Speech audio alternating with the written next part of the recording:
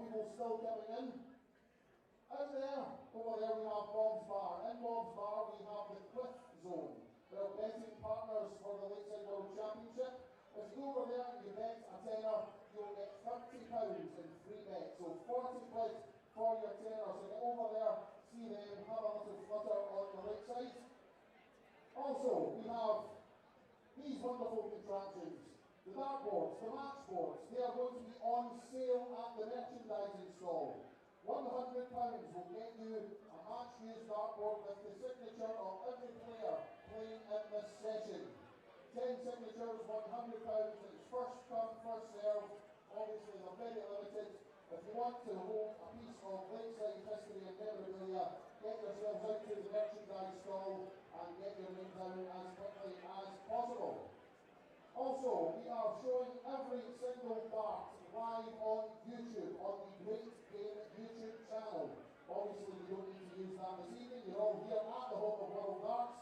Following, you get a hole. If you want to continue watching the World Championship, get yourselves onto YouTube, onto the Great Game YouTube channel. Follow the action for the next few days. Semi-finals and final, of course, will be live on TV. It will be on the Blaze channel on Freeview. You'll be able to watch the semis and the final live on TV. Now, a little bit of housekeeping before we start our matches. I'm going to walk over here and I'm going to show you this. Everyone who's here today knows the score. All the first timers, pay close attention because you are part of this too. This here is the walk-on area. This is where the players will be walking on. From there, down here, and this bit I want filled. If you are able to get yourselves down here to give the players the welcome that they deserve to come onto the lakeside stage. They've worked very hard to get here. They deserve all your support. Get yourselves down. Who are you? Get yourselves down here, support the players. If you can't get down here, wherever you are sitting, get yourselves up if you can. Give them all the support in the world. There is a sign. I showed the people earlier on. I will do something and you will know it is time to stand up, and it is this. That's the sign. You have to stand up and give the players all the support you can. Now, over the past couple of days we have had a party atmosphere here at the lakeside. We want that to continue. We want you to enjoy yourselves. We want to have a party. However, we want you to be respectful of the players. That means no throwing things about the room. No whistling when the players are playing. That just does all our heads in, so please don't do it. But give them all the support you can. Be respectful, be supportive, and we will have an absolutely fantastic Saturday night here at the lakeside.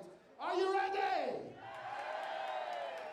Fantastic. A couple of minutes time, and our first match will be live. Matt Edgar and Bottenberg.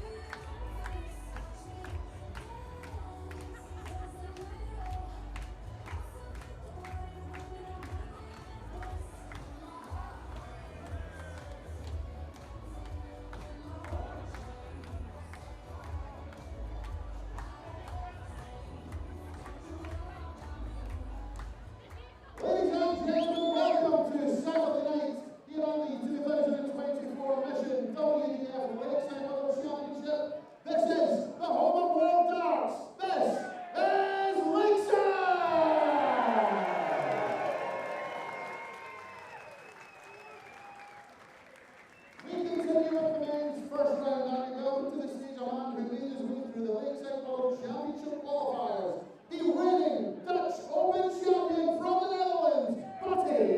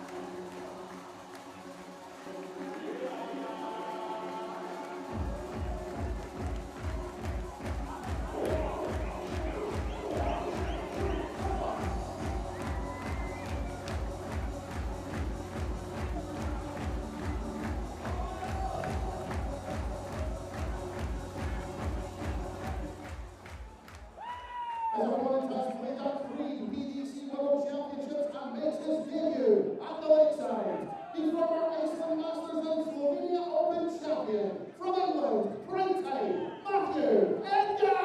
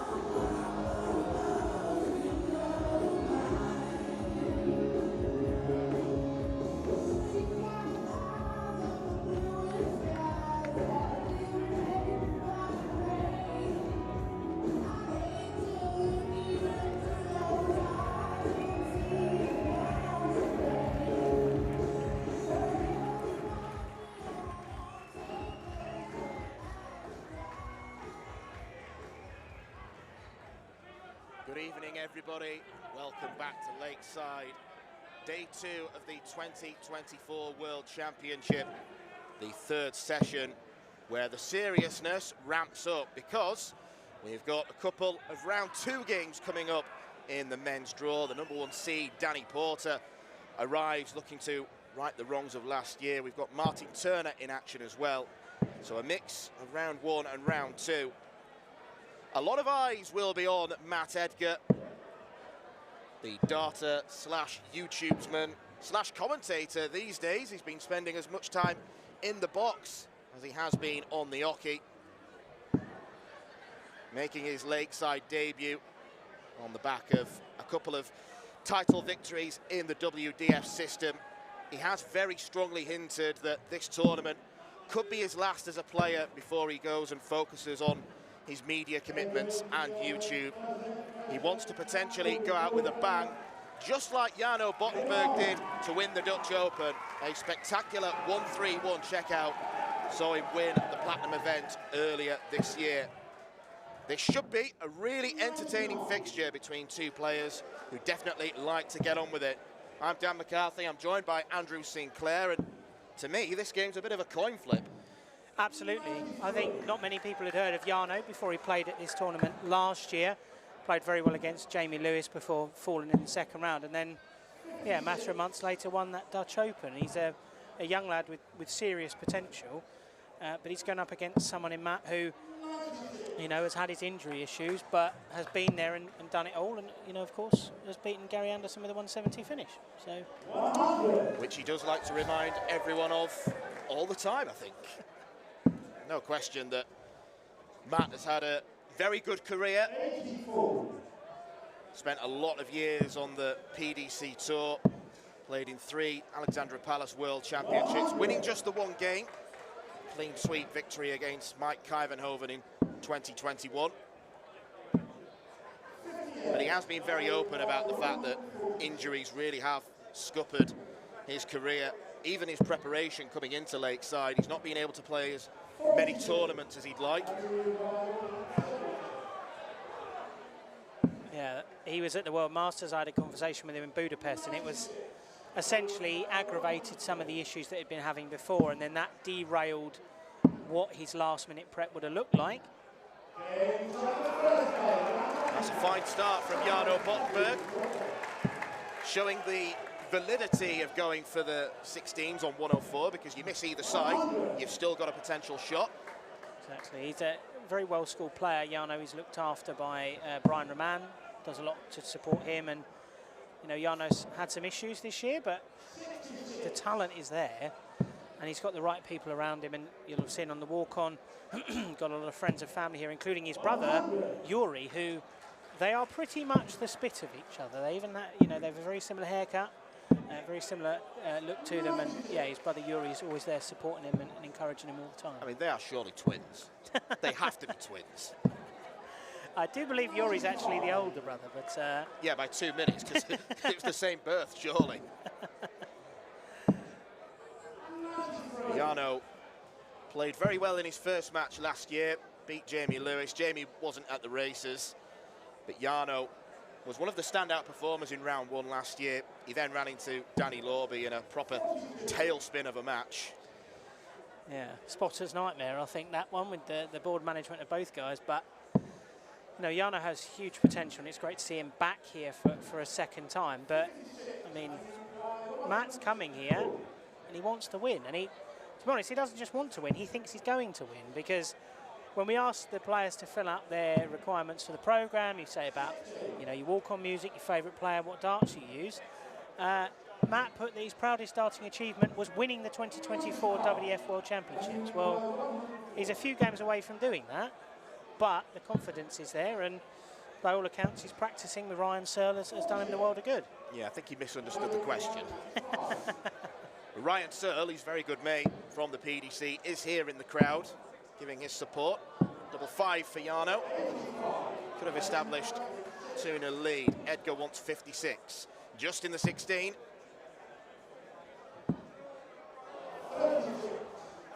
Can't really afford to be missing too many chances like that, because Jarno will do that. It's such a cutthroat format, as we've seen through the 2 sessions so far. You fall a set down, it's uphill battle from there, but you know, I'm sure Matt, knowing how much this occasion means to him, he's not going to go down without a fight. And he's going to have to fight against this Bottenberg performance.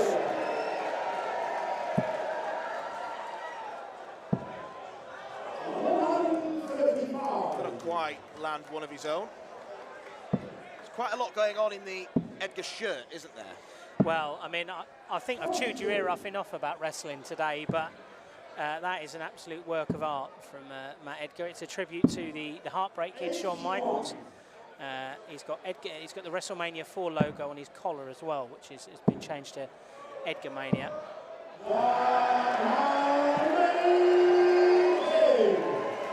And it's Jarno running wild on him with 2 180s in this leg. Splendid performance from Jarno thus far. Edgar does get down to a finish, but Jarno Bottenberg wants the flake shot. 42 left. That leaves double 18. 63.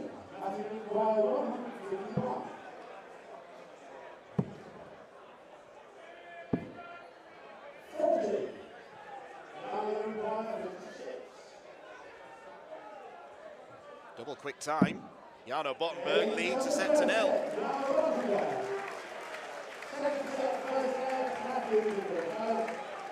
Well, Matt just needs to put that one behind him.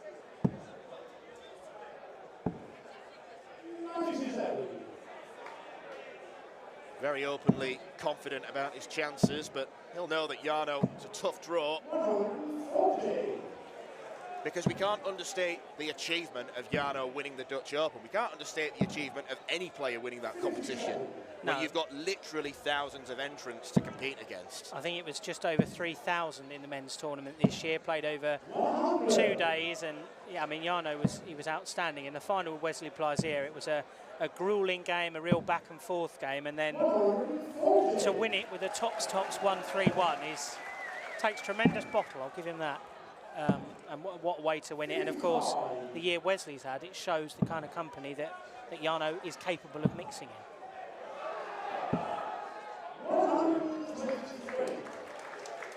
Going to get the treble 17 to ensure a perfect setup. Oh, Bottenberg, he's gone for the 180. Just using the first two as a guide. He's going to go 14 or treble. That's a double that left double 18. Well, he didn't anticipate that. That's 4 legs in a row for Jarno Bottenberg. I mean, yeah, this is an incredibly impressive performance from Jarno. Average-wise, not tremendously far off what he was producing last year. We have already seen 190 plus average so far in this tournament, but Jarno currently on track for something a little bit more than Shane McGurk managed earlier against Mark Barilli. It was an excellent performance from Shane, and Jarno's bettering that by quite a few points. A 96 average for him. Ah, that's what Jarno's distracted by. Giving the fly a good old clout.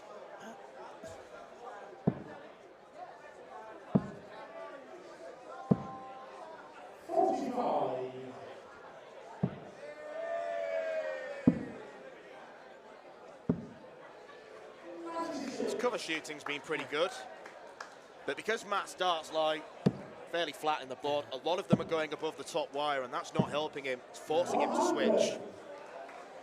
Yeah, and he's finding some one treble visits, but he's not finding the volume of scoring power that, you know, the 3 180s Jarno's already managed to produce. And I think really that's been the difference, is that Jarno's got down to a finish a lot quicker, and he's not really mucked about.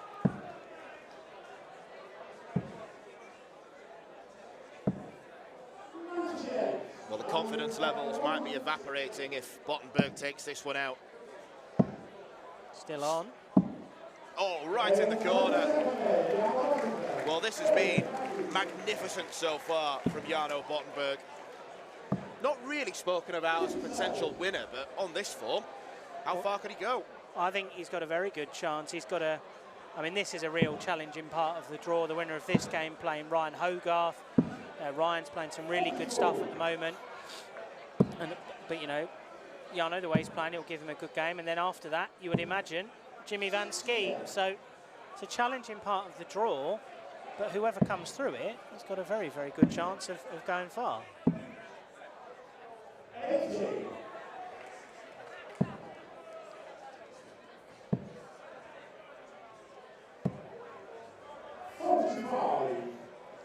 Well, the frustration is becoming more and more visual. No sweat from Jarno.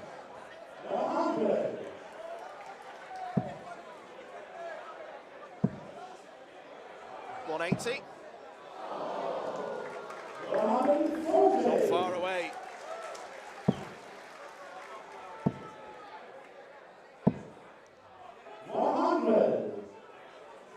So Edgar will get to a finish first.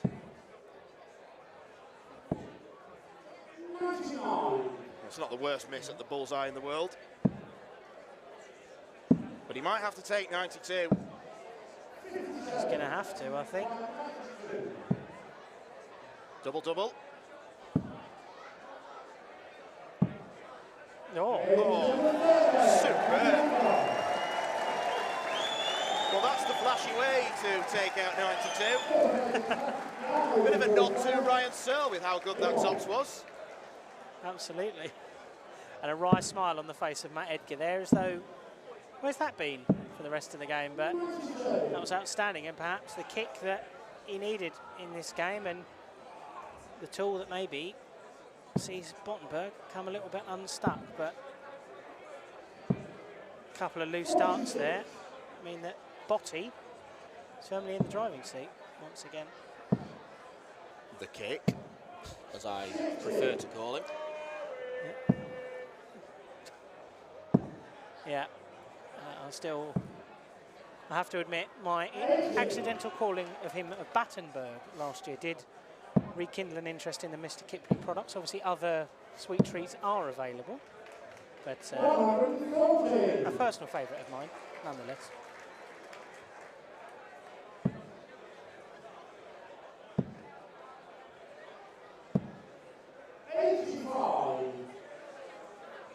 Well, after all the hard work of taking out 92 in the unorthodox manner, 100. Edgar needs to get his skates on. There's sort of a knowing nod from Edgar that it's just not quite happened for him so far. It started with 104, not quite ending with it. Match start gone for Jarno. 121. Edgar gives himself a chance, but that might be that. We've barely been going 15 minutes. Bottenberg chooses to split. You could see it bounce off the wire. I think it's actually taken a dent out of the wire there. And a reprieve, possibly, for Matthew Edgar. A double top. It's not been his night. Would have been another incredible skin saver, but it looks like it's going the way of the Dutchman. Ooh, probably helpful that bounced out. 6 match darts have gone. Another dart dropping into the lighting box. Edgar takes this. We go all the way in set 2, and he will have the darts.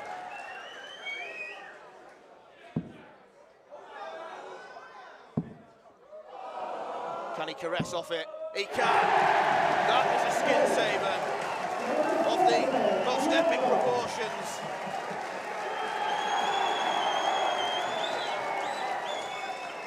He is a showman through and through. Yeah. And how much is that going to take out of Jarno Bottenberg? He was in and around that double 4.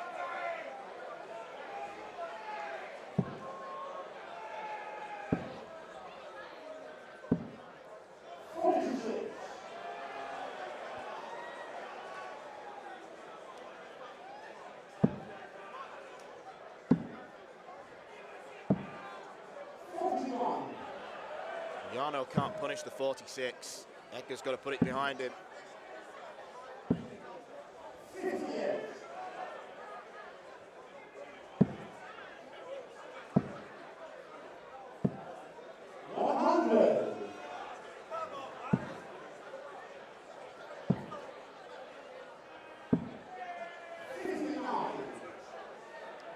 Just not quite clicking for Matt.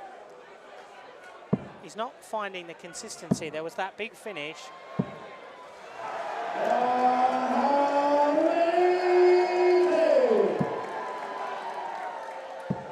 a fourth 180 for Jarno. He's just not found the consistency of big visits in the same way Bottenberg has, and a bit of frustration now for Jarno. Board not being very kind to him. Still gets down to a 2-darter.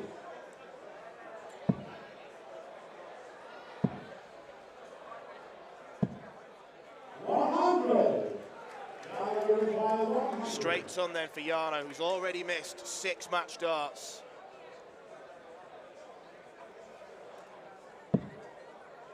Tops, tops. We know he's done that before.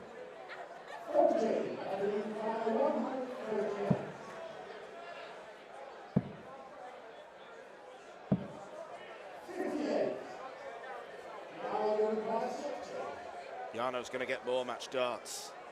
He's already had 6 of them. But at the 7th time of asking, he gets the victory done. Matt Edgar motionless on stage. Jarno Bottenberg played really well initially. He wasted lots of chances towards the end. We thought Edgar had saved his skin, but Jarno breaks in the deciding leg. It's a harsh one for Matthew Edgar to take on his lakeside debut, but Jarno Bottenberg is a contender. He's through to round 2. Ladies and gentlemen, a massive round of applause for Matthew Edgar.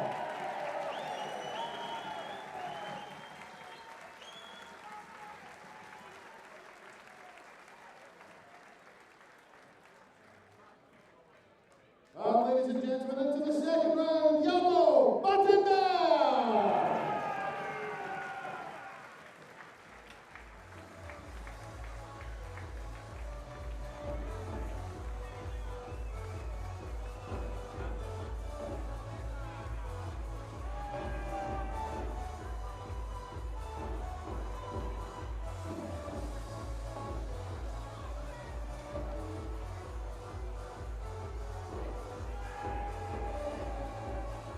Ladies and gentlemen, fantastic match to kick off our evening session.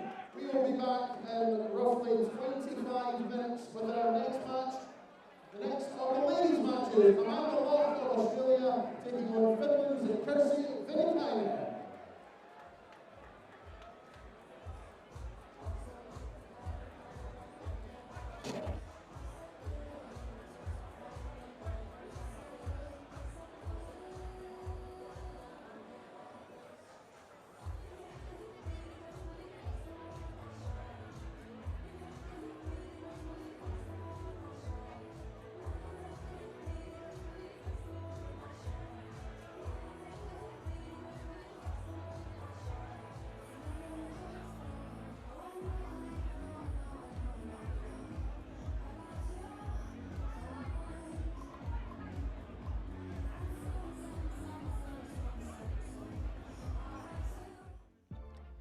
The 46th annual Winmore Fleetwood Memorial Las Vegas Open will be held from January the 17th till the 19th.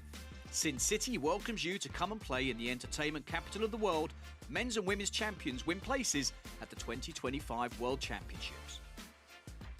The Romanian Darts Festival is held from January the 24th till 26th. Join the party in Bucharest, register to play by Wednesday 22nd of January and kickstart the new WDF ranking season in historical Bucharest. The Toto Dutch Open Darts is held from January the 30th till February the 2nd. Registration is open until January the 15th. The Toto Dutch Open Darts is by far the largest darts party in the world that you should not miss. And the men's and women's champions go to Lakeside in December 2025.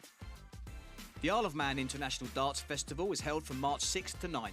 A triple header of darting fun on the Isle of Man with the still beautiful surroundings. The Swedish Open and Masters takes place from 15th to 17th of August. A popular tournament for many of Europe's best arrowsmiths, the double silver weekend always provides great entertainment. The Latvian Open and Riga Open are held from October 17th to 19th. One of the biggest tournament weekends in the Baltic region is near the end of the 2025 WDF season. An excellent chance to pick up your much needed points in this silver and bronze weekend. For more information on each of these tournaments, go to the link in the description. A special thanks to our tournament sponsors and partners, Mission, Blaze, Quiff, Great Game, Dart Connect, L-Style and MasterCooler.com.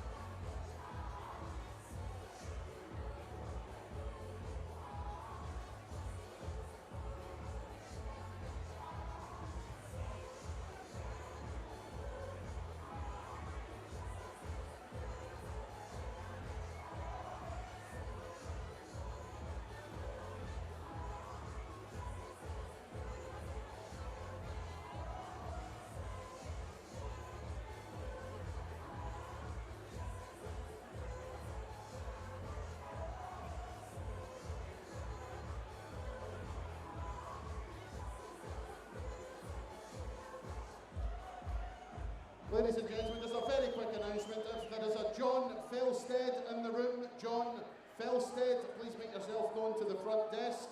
We have your wallet.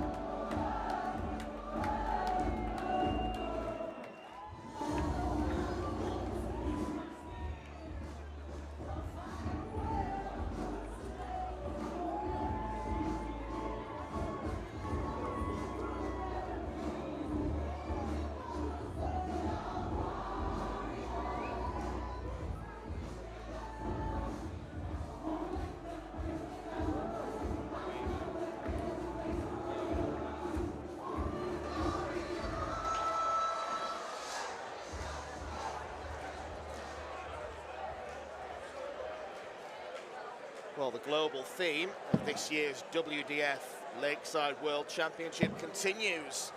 Our first Finnish representation in the form of Viinikainen, who came through the Last Chance Saloon qualifier that was tagged on to the World Masters in Budapest. She overcame Loch in a very tight last leg decider to book her place, but she is a very dangerous player. We've seen her win nearly countless titles on the WDF circuit, a lot of them in her home region of Scandinavia. Winner of the Finnish Open, Tallinn Open. Her last win was as recently as 8 days ago in the Czech Open final, beating Hutchinson, who we saw earlier this afternoon.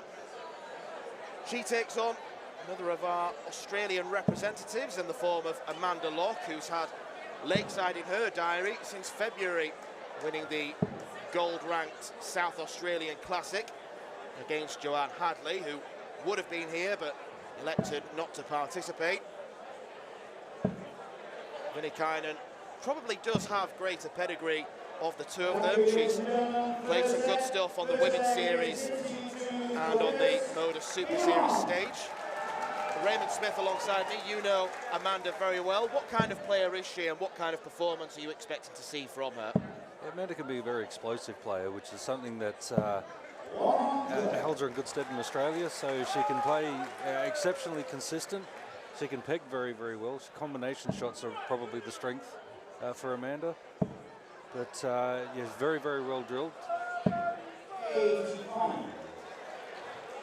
And somehow she's got a very solid practice partner in her hubby, Loch, who's in his own right is a very good dart player. He has an Australian title to his name. 125. Yeah, you can expect nerves maybe from Amanda. It's natural on this Lakeside stage. 22. It'd be good to see her just stay in control of her emotions. We've seen so far with all the debutantes, when they get a little bit behind, the emotions start coming in. They get a bit frustrated and lose that little bit of focus. Kirsty's scoring very well at the moment. Sorry, Kirsty. Yeah, very good start this from Viinikainen. You may have noticed in the walk-on that she gave a kiss to a man dressed as a convict, and you probably will have looked at that and thought, I recognise that little sweet ferret from somewhere. Yes, it's her partner, Johan Engstrom. I was just delighting in the irony, a convict playing an Australian. The words of Raymond Smith, not of me.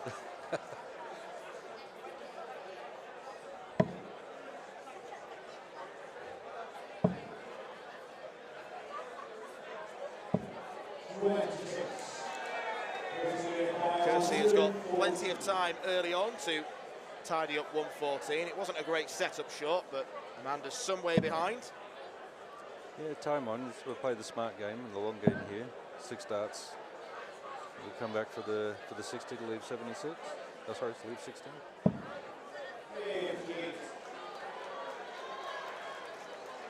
Amanda's just got to look to build to the next leg.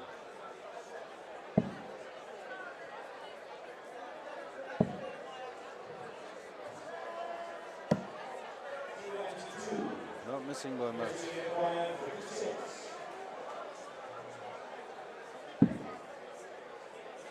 Leaves double top. Good start from Kirsty, a 17 darter. That'll be a nice nerve settler.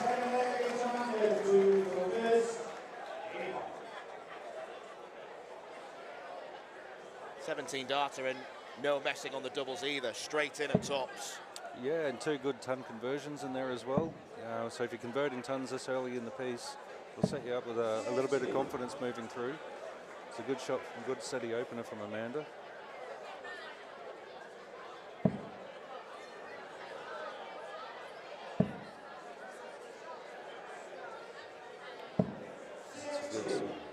Kirsty looks very well in control of her technique. Nice even flow.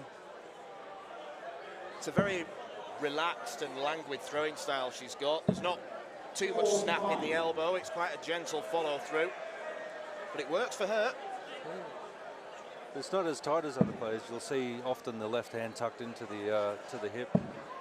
Not too much moving around, but she just seems very relaxed and very just fluent on the oki.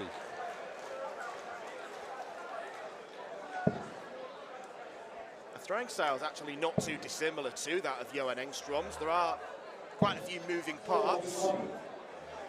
It's maybe not textbook, but it's something that Kersey has been able to use very effectively over the years. Looking very focused as well. Another ton conversion. And he just needs to take a breath, relax.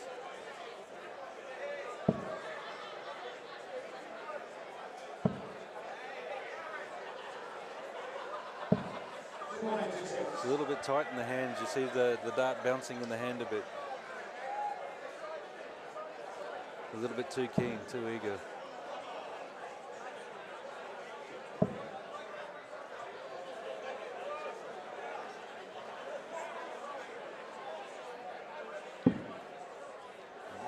That's an in for Amanda now.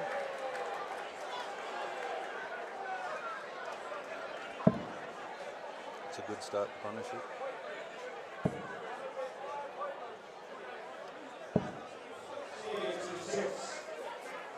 Seems a theme at the moment that there's openings that are coming up for a lot of players today, but nobody's really capitalising on them.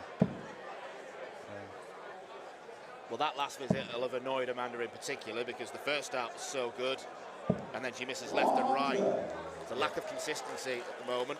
And then Kersey comes back with a ton just to rub it in. Yeah. That's good. Don't make the same mistake twice. It's a great set from Amanda. Took the gamble there. If it had been a straight ton, you would have left a bogey. But Kersey on 96 and playing as well as she is at the moment, I suppose you have to take that gamble.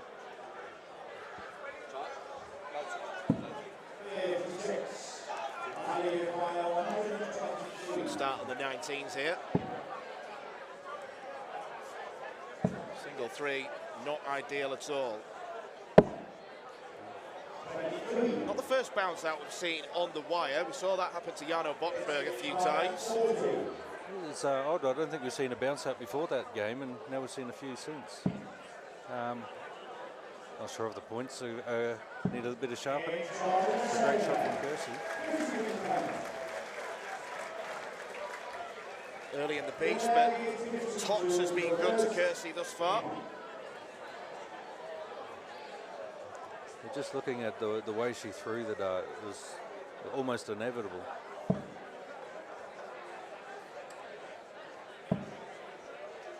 That win that she got in the Czech Republic last weekend, so a beat 4 of her fellow contenders in the women's draw. Leta Vaya, Greta Takawa, Lorena Rietbergen and Nika Cicerova in the final. So she's got experience of beating plenty of players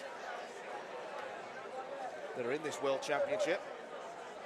Yeah, she doesn't look out of place at all, so another bounce out.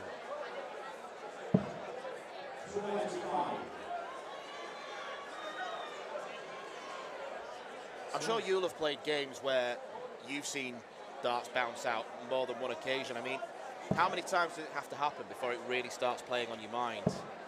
It'll play with your mind quite a bit. Bounce outs, you can't control those, but you know, at the same time, there's nothing you can do about them. It's some days bad luck, just it's going to follow you everywhere. It's where the dart falls out that I'll start to play with my head a lot more.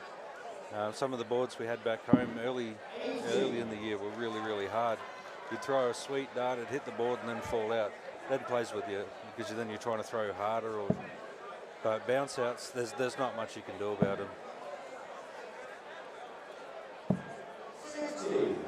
But then again, I grew up on watching the old style darts with the big thick wires.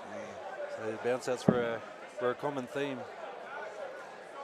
The razor wire, that's why it's got me thinking maybe the points are a little blunt or rounded on the nose. Yeah, it'll be unlucky to get one dart hit the wire and bounce out, let alone several.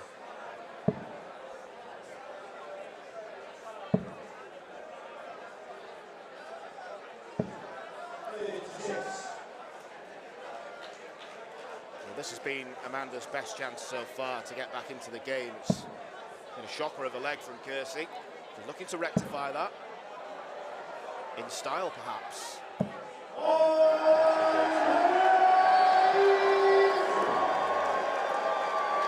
Just needs to lock on and focus here.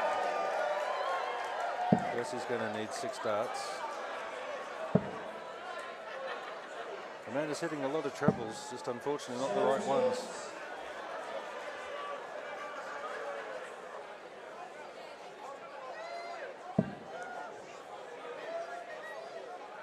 Stay at the 60.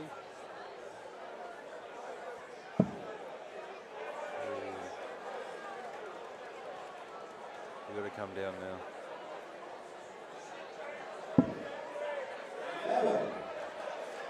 It's twice to go and 1-1 to the 3. And it needs a good setup.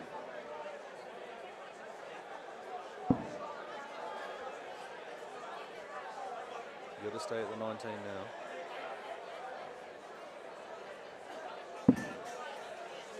Well, she made sure of it.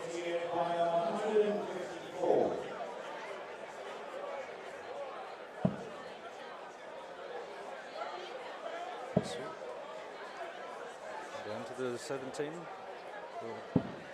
to the 20. Would have preferred to go for the 17 on that one. Leaves 116. You can stay at the 20. 60-20 leaves you 36. 20-20 leaves you a ton shot. Oh, Amanda nearly off for the 170. That's a great set.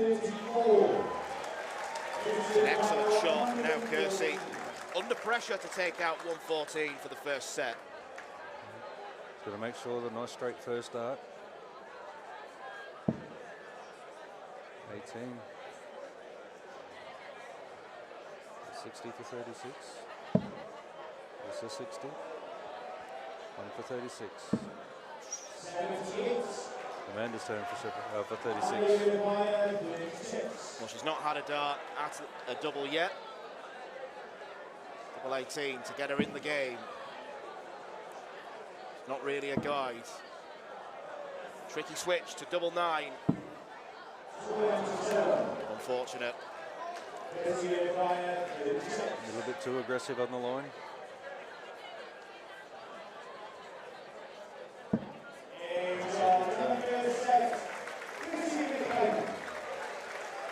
Well, Kersey's doubling's been great. Yeah, it was a difficult third leg, but it was a routine set win really for Kersey. And Amanda wasn't well in control of that third leg.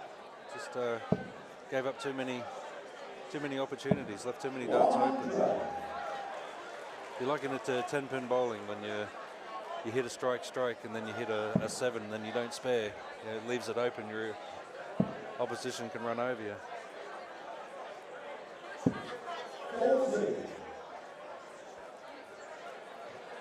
Not exactly an easy task to follow. Winner of this will only go and face Bo Greaves, the #1 seed and double world champion. Yeah, you got to wonder how much of that is weighing on the mind as well. You want to play well, you want to set yourself up to play Bo. You want to give Bo something to think about. But at the same time, you got to focus on the game that's at hand. 82. You can't get ahead of yourself. You've got to play the game you're playing first.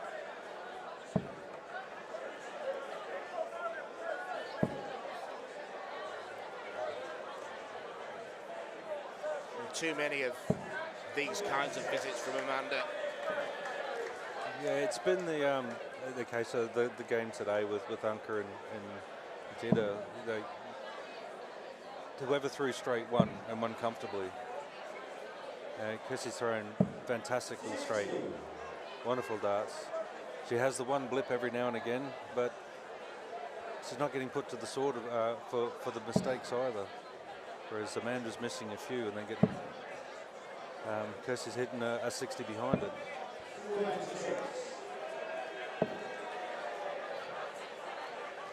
When she's missing one side, she's overcompensating and then missing the other side. Yes, it's times like these when you're doing it consistently, maybe have a look at going down, having a look at the 19 route, just to try and get yourself into a bit better of a groove. And obviously if the 19s aren't working, then you've got to look to 18s. If the 18s aren't working, then it's just not your day.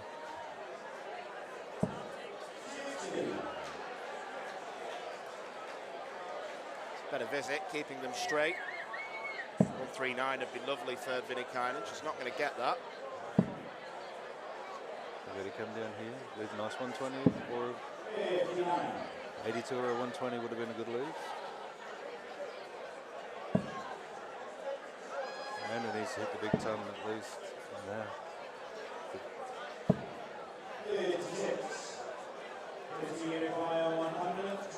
Well, on those there, the second dart probably should have come down. He hit the 57, fantastic. Go for the 25 to lead the outshot. Oh, sorry. Well,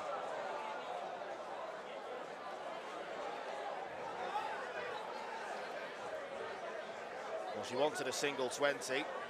She was aiming high. She did the right thing to aim high, but just went off-piste a little bit. Not to worry, though, with Amanda back on 2-3-1.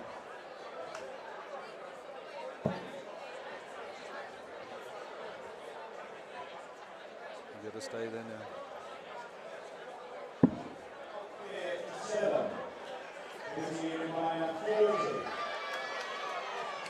Well, it's the doubles at the top of the board that have done well for Kirstie so far.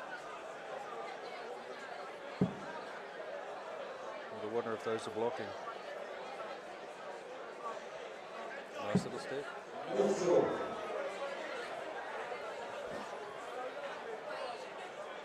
She'll get more chances. How much pressure will she be under? Treble 18, leave tops. 98. That's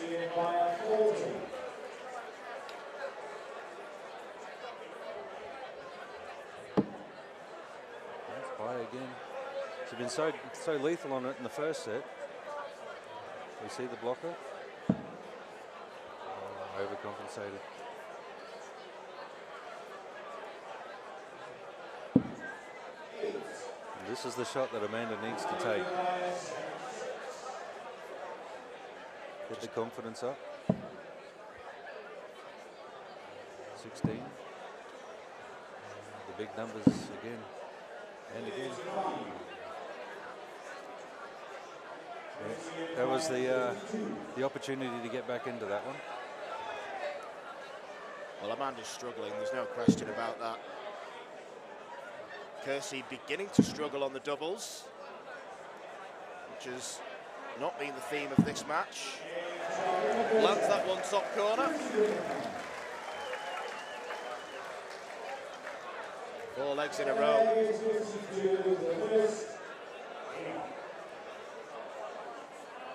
This is going to be a test of resolve for Amanda now. We've got to step back, have a good think. Just relax, get the first dart straight and then try and attack off that. It's all about the first dart from now. Good set. That was a good line, all 3 darts perfectly up the center. So that's what we want to try and do in these scenarios. Just trying to get the line right. Once you get the line right, attack. Because we're at that point now, we can't sit back. Kirstie's got wind in our sails now.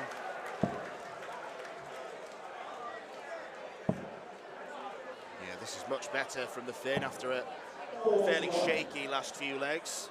We still managed to win them.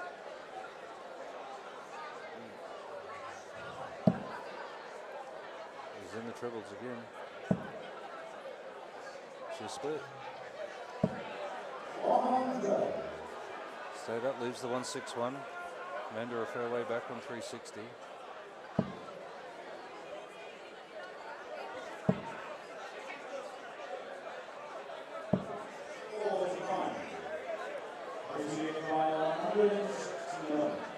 Amanda's got it in her to come back. She's been in these positions. She finds a way into funny positions in games where she gets way behind and then finds a gear out of nowhere. But Kiersey's playing too solid at the moment, I think. Yeah, Amanda needs to find something and probably a bit more on top because Kiersey's in complete control. Maybe something like this. Could go to the bullseye. No, instead she lands the maximum. Confidently struck, and even Kiersey appreciates it.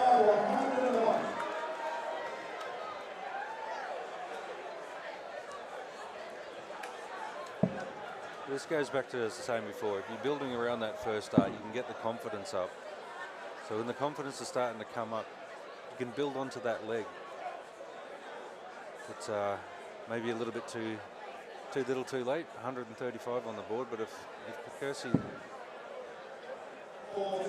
leaves an awkward one,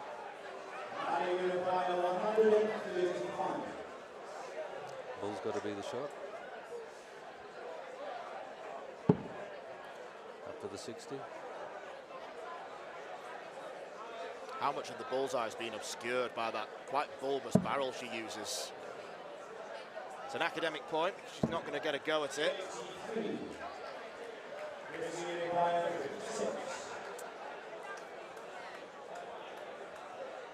16.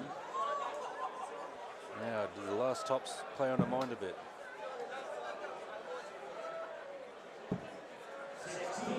Perhaps so.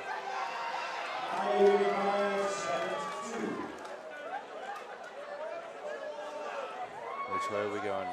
We're going for the 16s or the 12? 12 are out. 20 tops.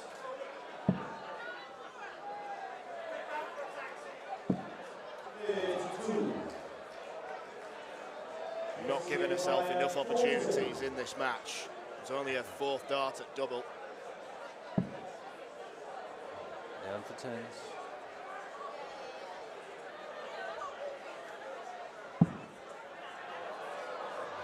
Double 5. Tops for Amanda.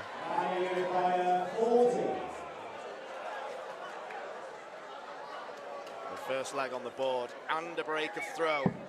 Amanda Loch finds it.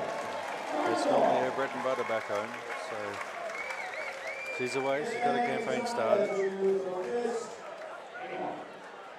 I'm sure there'll be a big sense of relief, and this could potentially relax her going forward. Fingers crossed, but again, that first dart, she did so well in the last leg to build on it.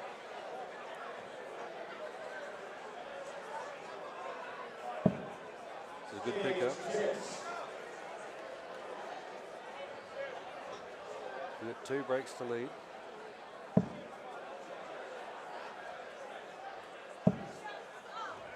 Kiersey seems keen to make it 3. It's a lovely save.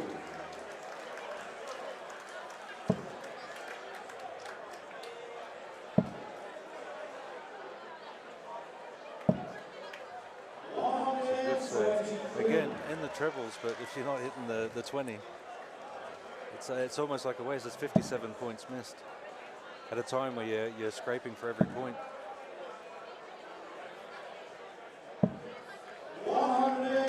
Fantastic from Kiersey.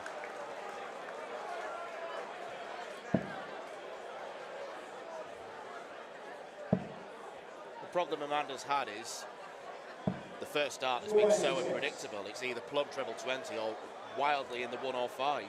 Yeah, but once she's put the 1, she's put a 5 with it as well in the same walk. And as you said before, Kiersey's just not being put under pressure. It's not until Kiersey starts making a mistake herself that Amanda's got an opportunity, but it's leaving very, very small windows for Amanda to come into the game.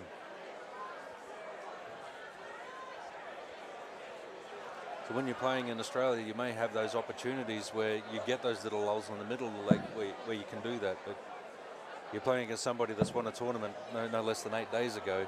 They're in good form, and they've obviously played some high-level competition, as we've just said. So if you're not in that mindset to be battle-hard and prepared, willing to do the hard work, get into the grind, This is wonderful darts from Kersey. We're coming down for 57 to leave 20. Or 45 for 32. So this man is starting 18 or going at the triple 20. The triple 20. He'll stay there now for a 140. There it is again.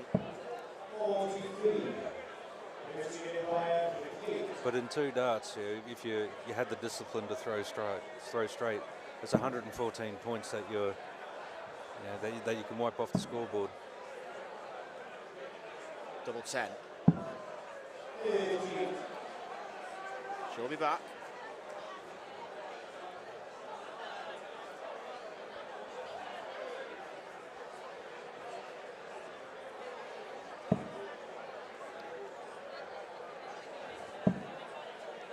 That's a good go. I thought going that second one high, she might have tried to change the line.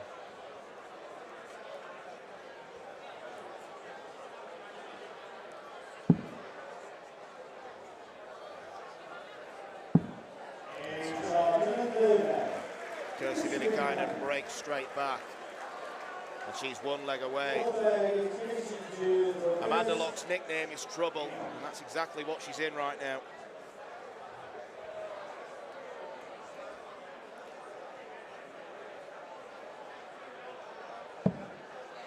That's a good opening dart. And a slow one right next to him. Amanda needs to be disciplined now. Discipline and focus. 5's not help. Well,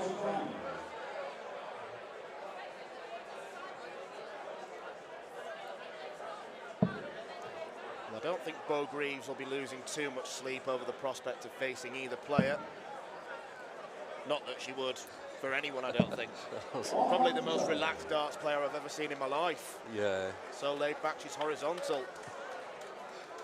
I was going to say, we watched her at the Australian Open when, I think it was 2 years ago, and everybody was throwing the kitchen sink at her, and she's just cool as a cucumber.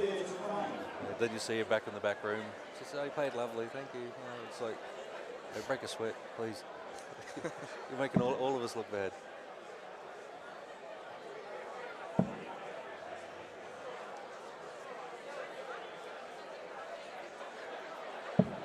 Again with Kersey here, straight darts, and got 180 lead, which Amanda is going to try and pin back. But these are the type of darts that Amanda's capable of. When you get the first dart right, she can do some amazing things. I just don't think she's given herself the opportunity tonight to do it. And Kersey's just played solid as a rock. 20, 20, 20 the whole way down, putting all the pressure back on the other side. Commentator's curse got me again. Been quite a few of them, hasn't there, today? Yeah.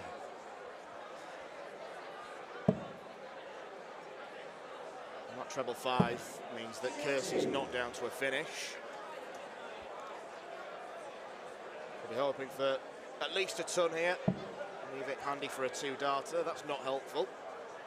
No, and it gets, if I was Amanda, I'd be sitting back thinking or hoping there's no triple in this walk, and this gives me an opportunity to counter with 6, maybe 9.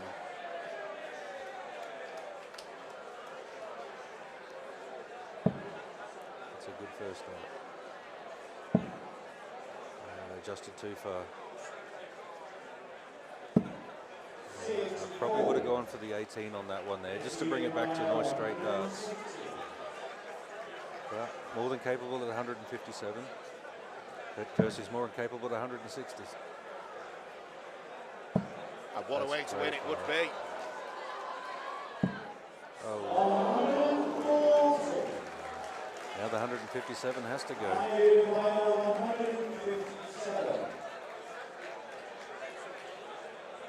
Well, this would be a plot twist and a half.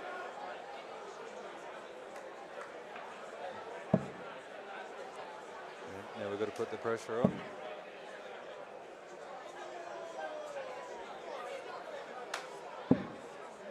See it's Kirsty's missed a few at 20, but we're at the finishing post.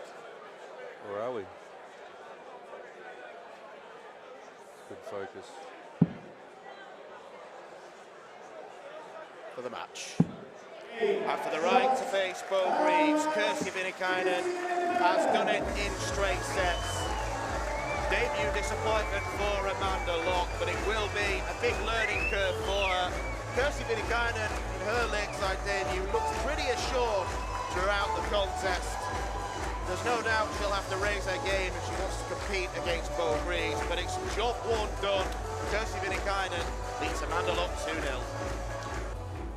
Ladies and gentlemen, a massive round of applause as she leaves the stage for Australia's Amanda Loch.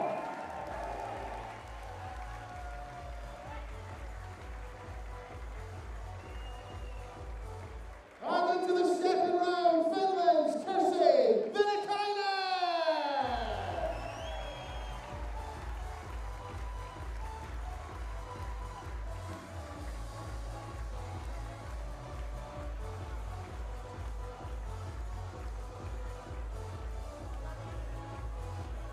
Ladies and gentlemen, just approaching 20 past the hour.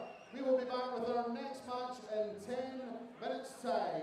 The first of our second round matches in the men's competition.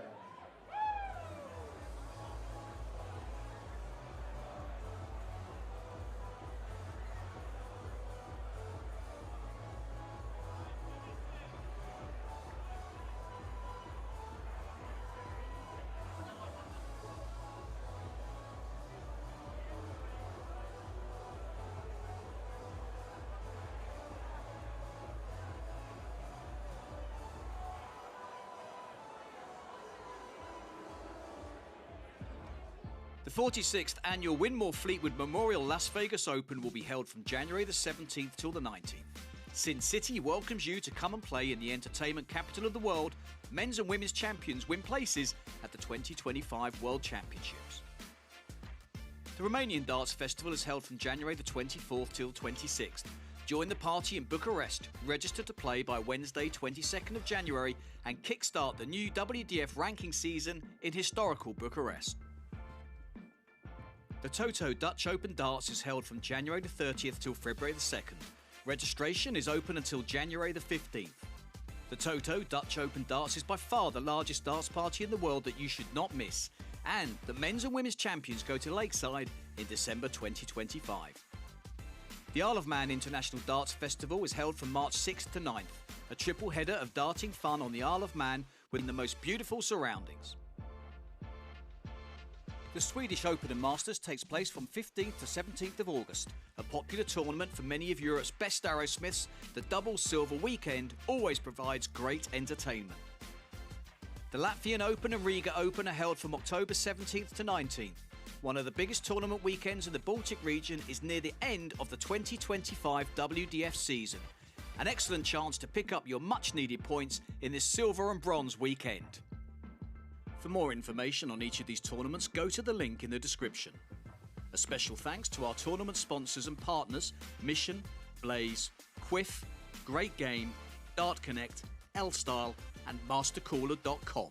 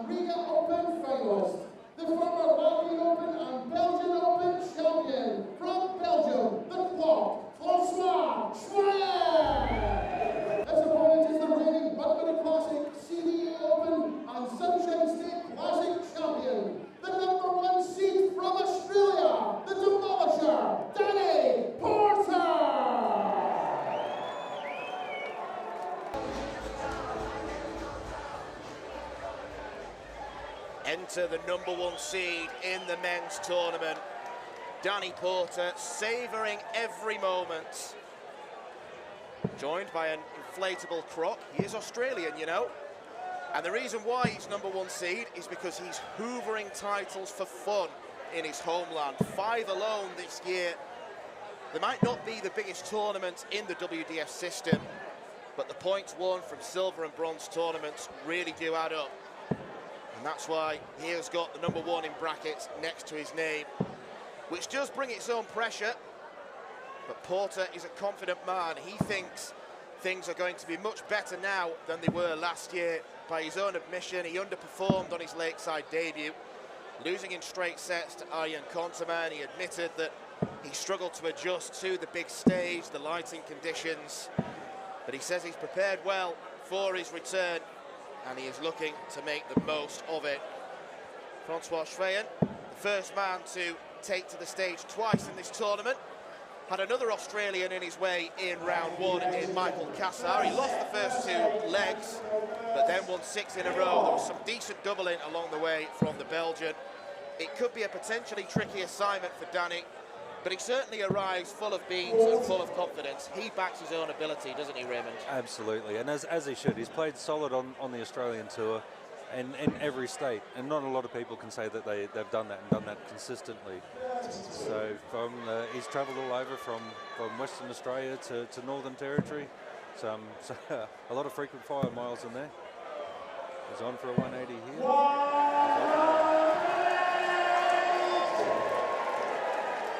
He'll feel a lot better after that. His own custom-made darts he was telling me about in the hotel yesterday.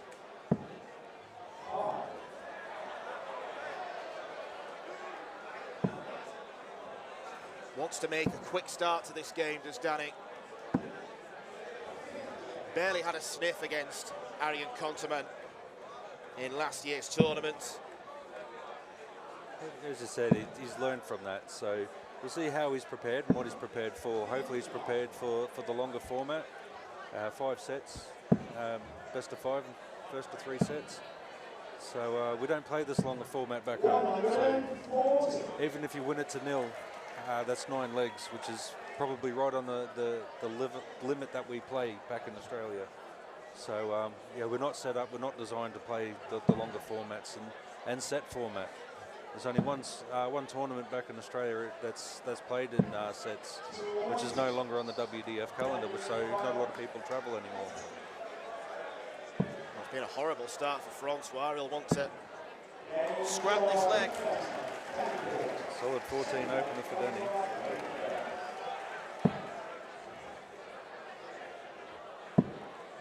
It was as much the same as last night. Francois just wasn't finding his range or his line in the first two legs, and then he just went on a spree. 120. There's a spring in his step, isn't there? The man they call the Demolisher, who actually works as a welder by trade.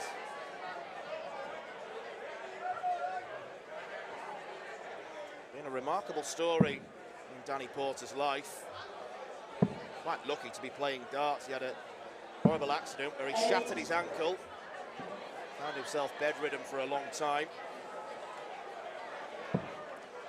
Danny was one of the few that came up through the soft tip when the soft tip was big in Australia.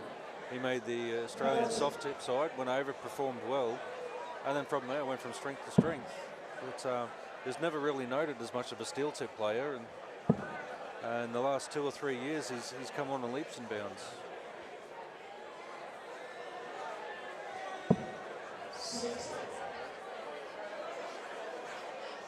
Francois really struggling in the early stages. We shouldn't read too much into averages with only a leg and a half played, but he's averaging 43.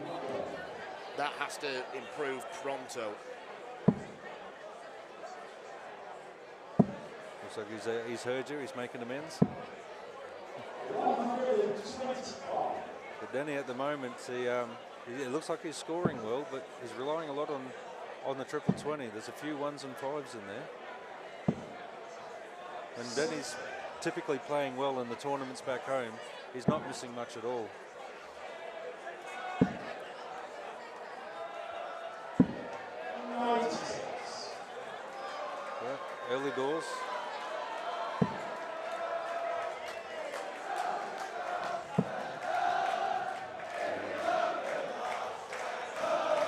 to play the smart round here.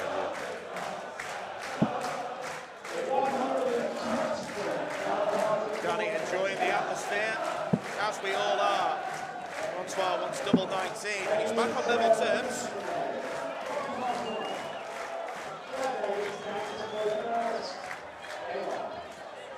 Danny's throwing well here, so I wouldn't be too deterred by that. It was a good finish from Francois. Just keep doing what he's doing, because he's doing well.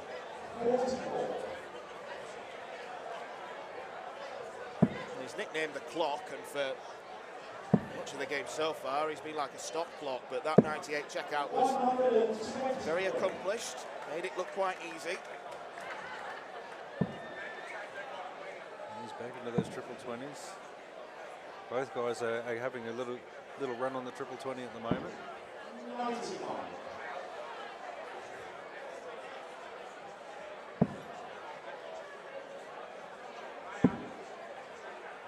Same as last night. Francois switching into that 19 was leading.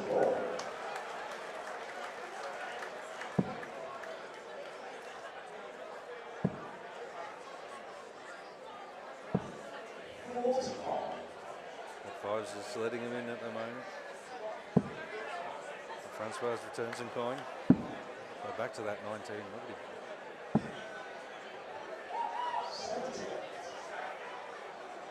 But he needs to put a big one on here. He's 9 darts away.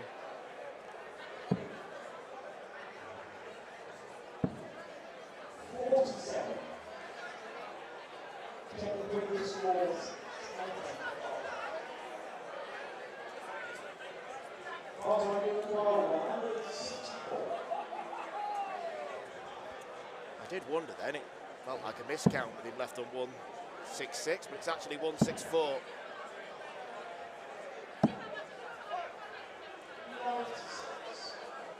Make sure to give Nick some curry about that later. Just a bit. Absolutely. Danny's letting a lot of sloppy darts in here.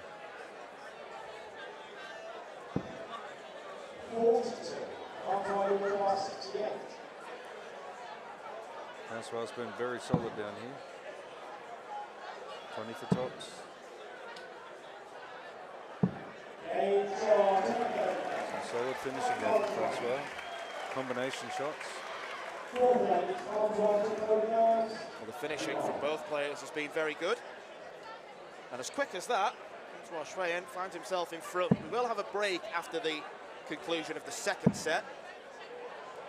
Slightly longer format means players need that opportunity to gather their thoughts as Francois lands his first maximum of the contest. That's what you want to be doing when you're throwing for the set. Big opener. Danny's just a little over the shop with his darts. He's lost his line. He's got to take a step back and relax. And Francois on that triple 19. Clinical. Reminds me of Phil Taylor. I was watching him switch to 19 and his percentages down there are phenomenal. And Danny looks like he's back onto it.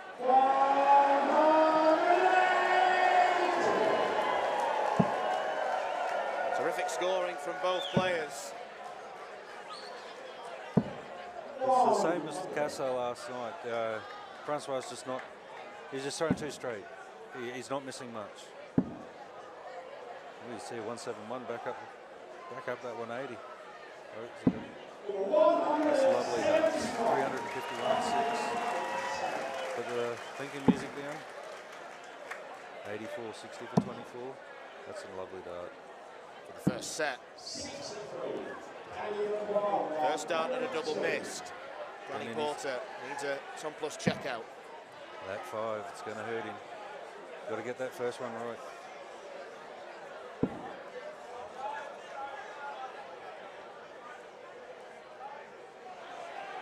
.78 to root.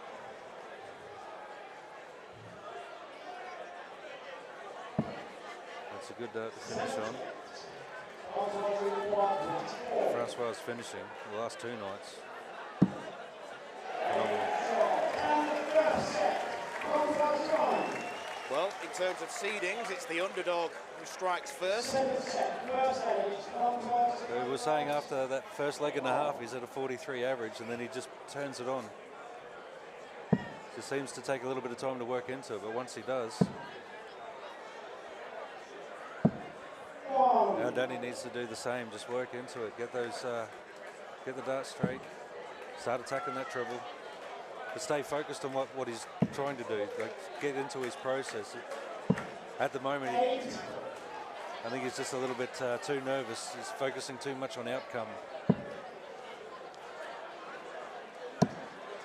It's almost that desperation in his mind to put last year behind him, maybe thinking of the experience from last year. Yeah, it's the funny thing about the history. It can't help you win a game, but it can help you lose quite quickly.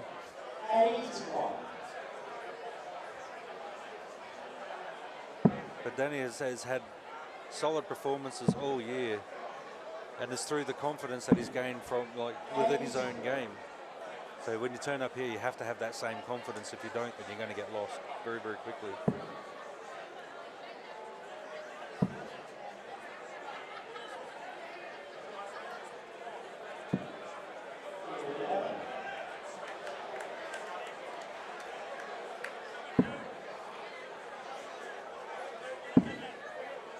Say, Mr. Triple. Triple 19.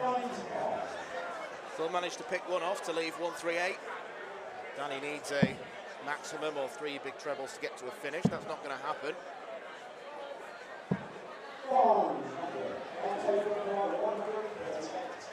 You think with 6 stars from here, the way that he's scoring and finishing, Francois would be hard to run down now.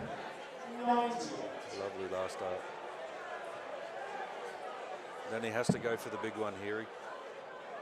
It's a good start.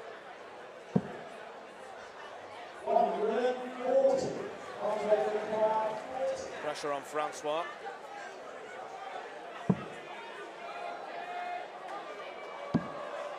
Double 10 wasn't his friend last night. The same as where Amanda was last game. This is the shot you need to take to bring yourself back into it. That's a great start.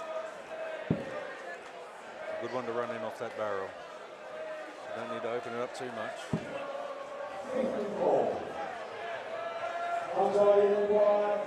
They're the first darts that Danny's had at the double since the first leg. I think if Francois takes this, it's going to be a psychological blow. And he has.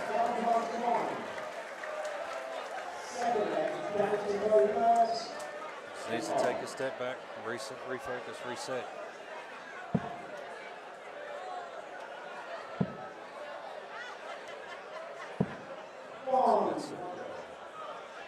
So don't try to get too creative from here. Don't chase the big.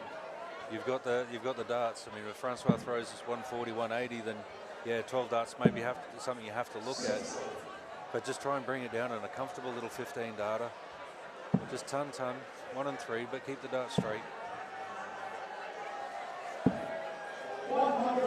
That's a good set. Winner of this game will face the winner of our final game this evening.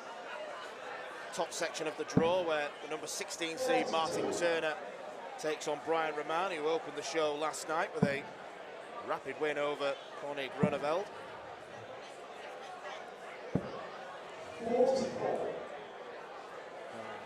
See if Francois has got it in him to take advantage of that shot.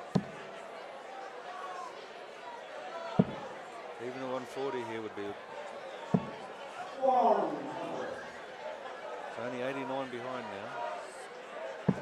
So any mistake that Danny makes, Francois is in a position to pounce.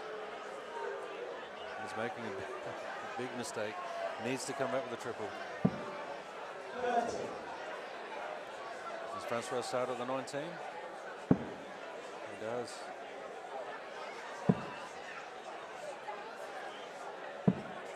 Gave the shot back to Danny there. I know Danny's the number 1 seed, but there's no reason for Francois to fear him, because Francois's probably got more big stage experience, having played on the European Tour quite a few times in Belgium as a host nation qualifier. Absolutely, and you're travelling through multiple countries. There's a lot to be said for international experience. I know Danny's played New Zealand and Australia, but outside of that, where you've got 20, 30, 40 guys lining up to throw 90 to 100 averages at you. It's very different in Australia, where you're waiting to the last 16 and you might get one.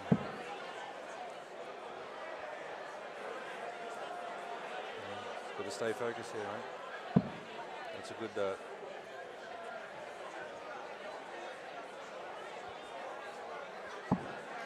That's a good fix-up. 140. Yeah, he did well there.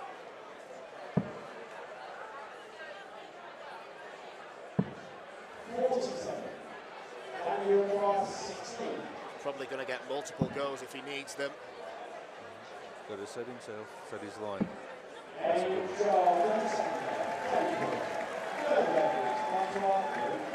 A little roll then from Danny. He is determined to make the most of his second lakeside experience. It's a good opportunity for him to attack this shot.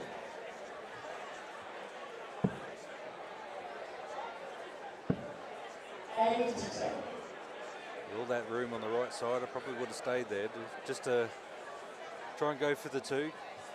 Give Francois a little bit of thinking, something to think about. So he's let Francois back in. He looks to take advantage. 140.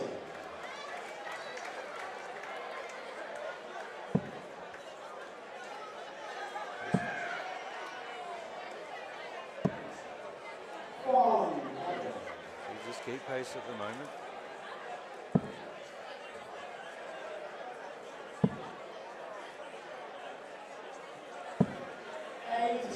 There's a little opening. Good to see that first dart go in and build up on it.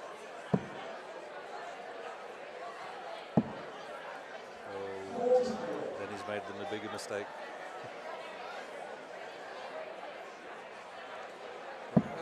They're both on little odd numbers here. Danny should come down for the 19s in the next shot. Francois hasn't left himself a shot. He stays up top.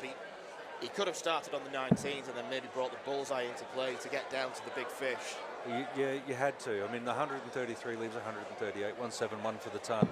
But you want to try and stay in the same place as long as you possibly can to build a rhythm, especially where Danny is at the moment. You want to build that rhythm. You want to stay on the 19, bring the bull into play, because at the moment he's behind. Francois has the throw, and he's one dart ahead. If he throws at that 19, picks off the 25, he catches up and takes the throw off Francois.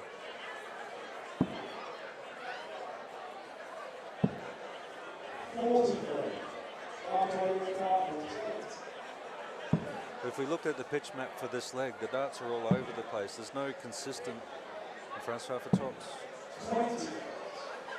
But there's no consistent pitch map, dart after dart, shot after shot. So when you're chasing the numbers around the board, it's going to be very difficult to build any rhythm, build any confidence.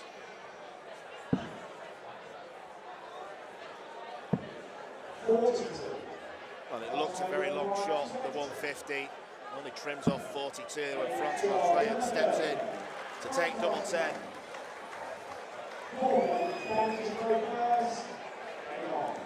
So Danny really does need to look at some board management after that leg. Because if you're behind and somebody's outscoring you, that's the only option you've got, using board management.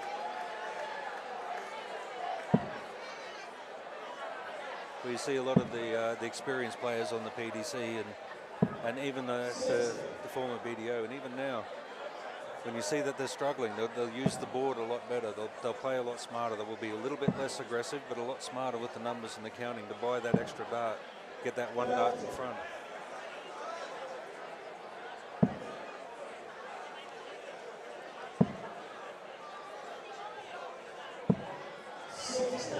Danny really frustrated at the moment. I think partly because he knows it's not like Francois playing really well against him. Francois only averaging 77, and yet Danny Porter struggling to punish him. And again, it just seems to be a consistent theme. It's about discipline, it's about line. So you know, if you're going to get frustrated, you're going to do yourself a disservice. You know, you've got to get focused, not frustrated. Wants to keep straight here to leave the big fish, but he doesn't manage it. Francois, some way back. But with a straight ton, he's back on even keel, and he'll take the ascendance because Danny's struggling with his line. He's struggling to put shots together.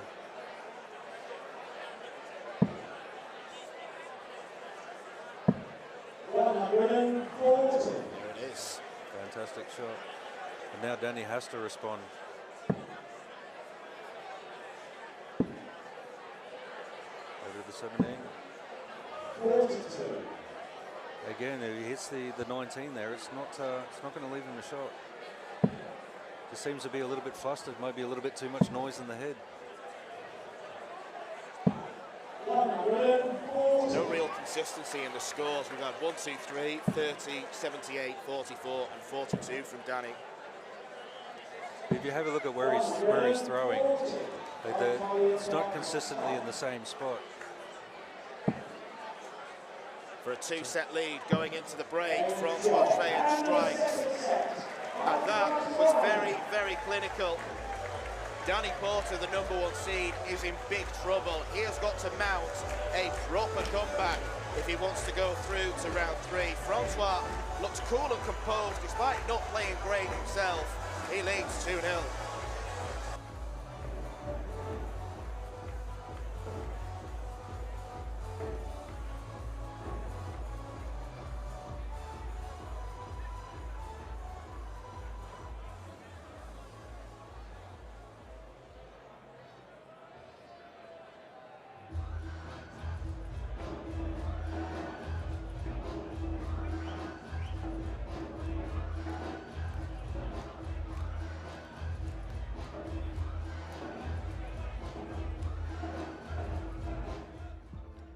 The 46th annual Winmore Fleetwood Memorial Las Vegas Open will be held from January the 17th till the 19th. Sin City welcomes you to come and play in the entertainment capital of the world. Men's and women's champions win places at the 2025 World Championships. The Romanian Darts Festival is held from January the 24th till 26th. Join the party in Bucharest, register to play by Wednesday 22nd of January and kickstart the new WDF ranking season in historical Bucharest. The Toto Dutch Open Darts is held from January the 30th till February the 2nd. Registration is open until January the 15th. The Toto Dutch Open Darts is by far the largest darts party in the world that you should not miss. And the men's and women's champions go to Lakeside in December 2025. The Isle of Man International Darts Festival is held from March 6th to 9th.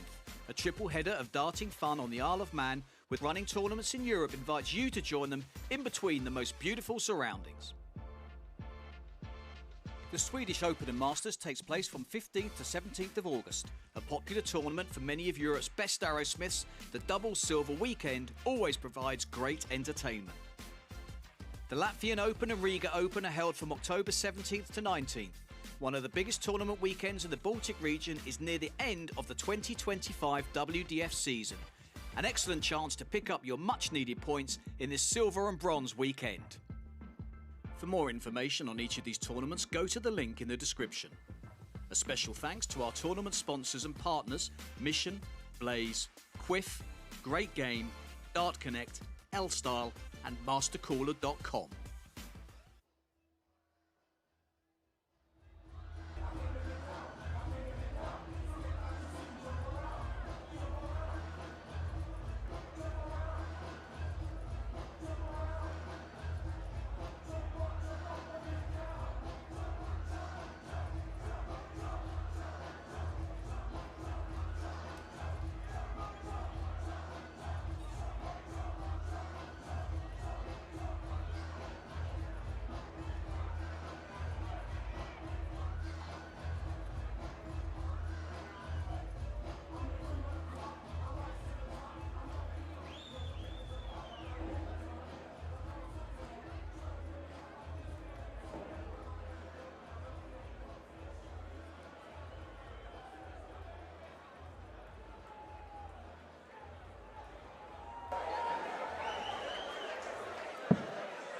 Welcome back to the first round 2 game of this year's Lakeside World Championship.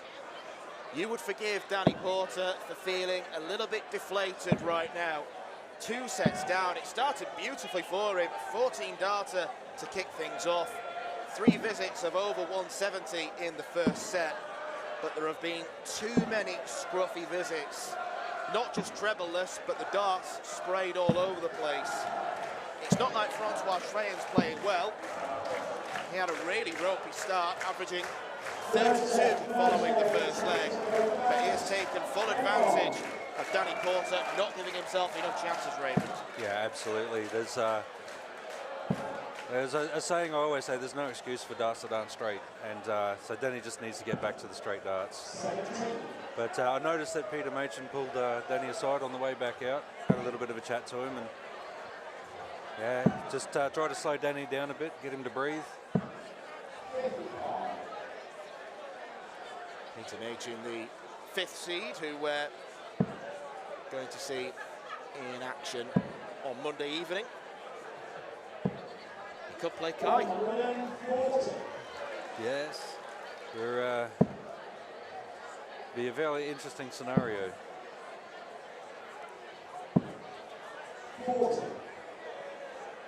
If you were in Danny's corner right now, what would you be saying to him? Just pretty much get back to the process. Like, don't go chasing the triple. You don't have to go and, you're playing on stage, you don't have to go and bang 180s every walk. You just have to build into your game, settle down, stay nice and calm, focus on, if you need to throw a leg away, do so. You know, if it's going to build you up for the rest of it, if you're going to keep chasing for the rest of the game, you're just never going to be in front. You're never going to be in control, because no matter what you do, it's not going to be enough. Because in the back of your mind, you're thinking, I have to throw big score, big score, big score. But it's not, as we've seen there with the stats, you don't have to throw big scores. You just have to be consistently on or around the mark. If you want to get it, like, once you build the confidence into it, then yeah, absolutely, go for the big score. You know, go for the big legs. But yeah, there's so many times, especially in short formats, you just see everybody trying to go for the big bang straight off the bat. And when it doesn't work, they start to get tight, they start to get nervous. So my advice to Danny is just sit back and have a think about, you know, where you need to be. If you go out in 15 darts, you've got 15 darts in your hand. If you start with a 60, you only need a 140 behind it, then go ton, and then you're back in control of the game. It's not all 180s. Even a straight ton here would be a good outcome. Absolutely. This one you can be an aggressive with. You come down for the double. Number 10. 120. Would have been an early haymaker in this 3rd set. Francois just seems to be a slow starter after the break. He was a slow starter at the first leg of the game as well.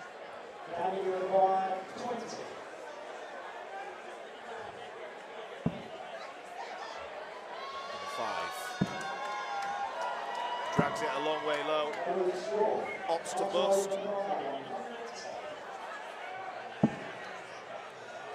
Interesting start. He's down. Tops. I think that would have been a very definitive nail there for Danny if Francois had pulled that off. Inside again.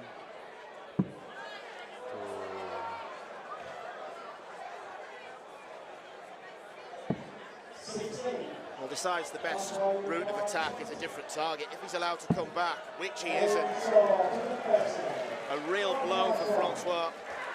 From Francois to Danny. But these are times where, if I was in Danny's corner, just have a look at the numbers. Francois is a slow starter, so this is a good opportunity for you to get into your game. Find your rhythm, find your line. But and then he might have got through that in 21 darts, but if you've kicked off the second leg, if you're 1-0 up, opposition's kicked off with a 45, you throw a ton or a 140, the confidence starts to grow, it starts to build. But I don't know if in Danny's head he's just got to try and win the game as fast as he can rather than step through the whole game. When you're playing for set play, you should be prepared to play all 5 legs of every set. You should be prepared to play all 5 sets, which means you're going to have to grind some of those legs out. Yeah, the maximum number is 25 legs, which is a very, very long format, particularly for the guys that aren't used to long matches. But the way this one's going, it's going to be a lot shorter than Danny anticipated. Yeah. So Danny's board management, his numbers, his line, just nothing's working for him at the moment. So everything you need to bring everything back to like a grounding point, a starting point, and restart.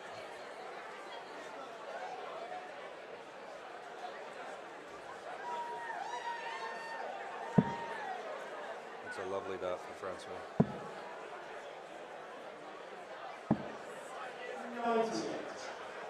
A smart play there. Gives himself a shot at 180 to leave 8. Francois just seems to be a little bit more in control of his board management. And Danny, those 1s and 5s on those first darts are killing him. Just not happening for Danny Porter.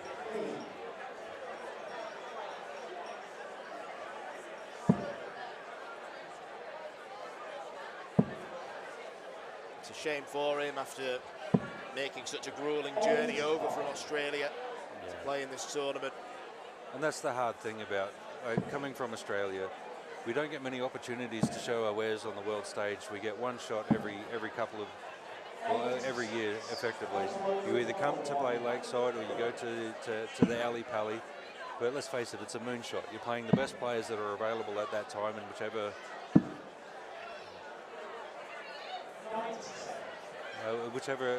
faction that you're playing in. And if you have one bad game, it's over. A whole year's work is over. It's 60 for Danny. Tops. Just making sure he gets psyched up for a 157. Magnificent. That's the shot of a #1 seed. A real moment of class from Danny Porter. Hopefully that ignites him. Critically as well, it's broken the throw. Now, if we do go to a 4th set, that's going to be the most important, because Danny is going to have to find a break there. Then he would have the darts for a potential 5th set. 140.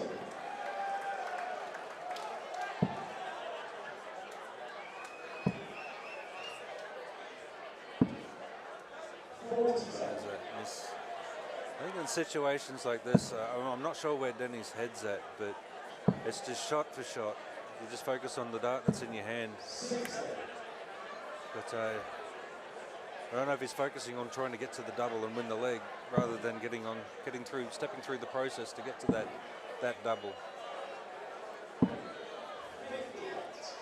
Like he's thinking about three or four different things at once, all the possible outcomes. But when you're throwing well and when you're in that zone, you don't think of anything at all. You're just enjoying it, you're playing, you're having fun. Well, that last shot was an example of board management. He's left himself 339. Even a 180 would leave you on a bogey number.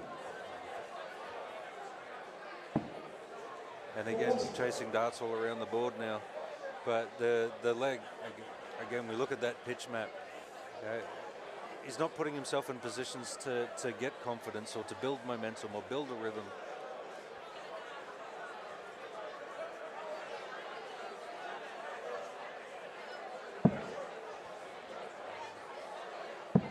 Francois is finding a nice first dart here. But Francois, just as he's going, he's no nonsense. He's just getting with the flow. If he throws his first dart at the 20 and it doesn't go where he wants to, he'll go down for the 19s, but he'll keep both darts down at the 19s. Then he's thrown at the 60, then gone downstairs, then back upstairs.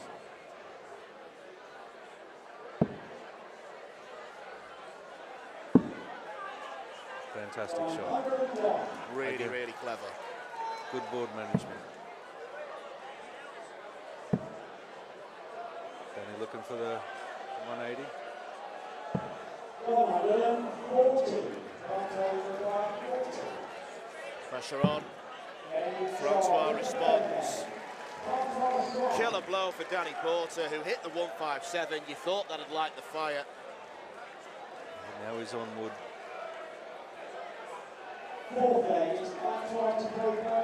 But then he'll go back and have another look at this, regardless of the outcome here.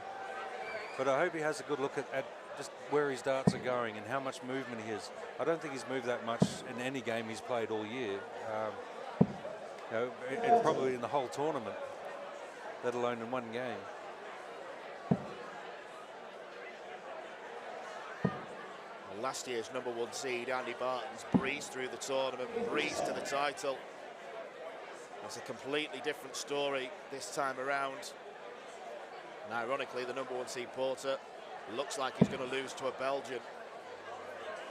He could face another Belgian in round 3 if Brian Roman gets the job done against Martin Turner. It's the final game this evening.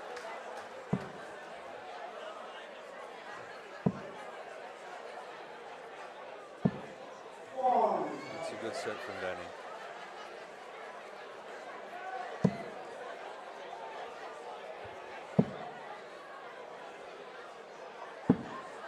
It's a nice pickup from Francois. Let's see if Danny can put 2 shots together. It's a good switch. He's got to come back. He's cut too far across.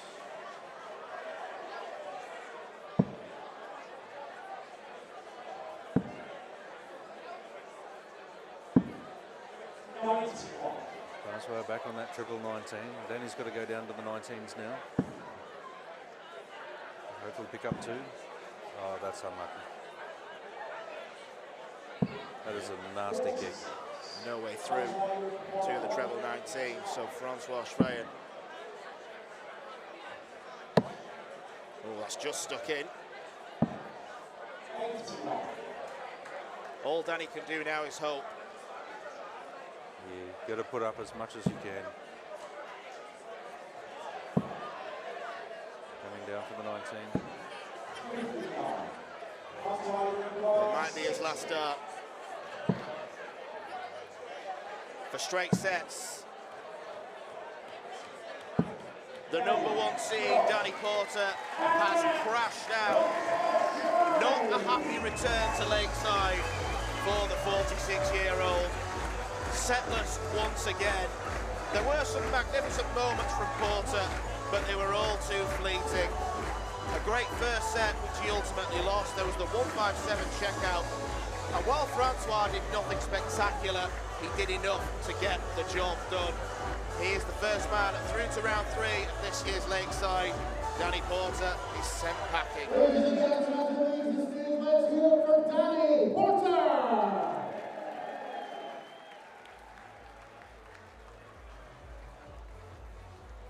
And marching on into round 3, Francois Schreien!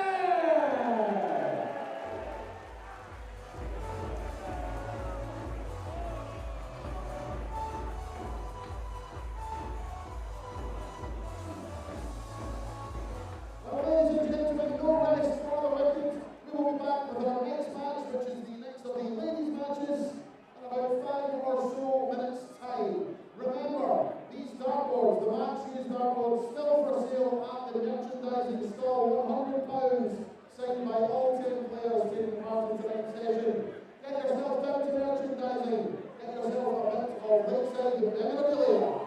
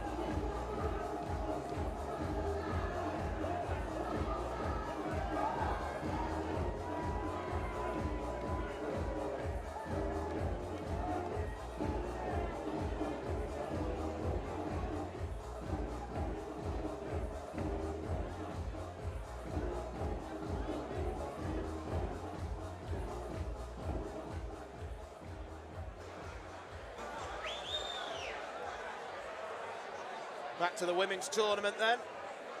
And it's two women who have made their mark on this stage before. As our MC, Anthony Dundas, mentioned, Kirsty was a finalist here 2 years ago, losing in straight sets to Bo Greaves. Something that's happened to many a player over the years and will continue to do so.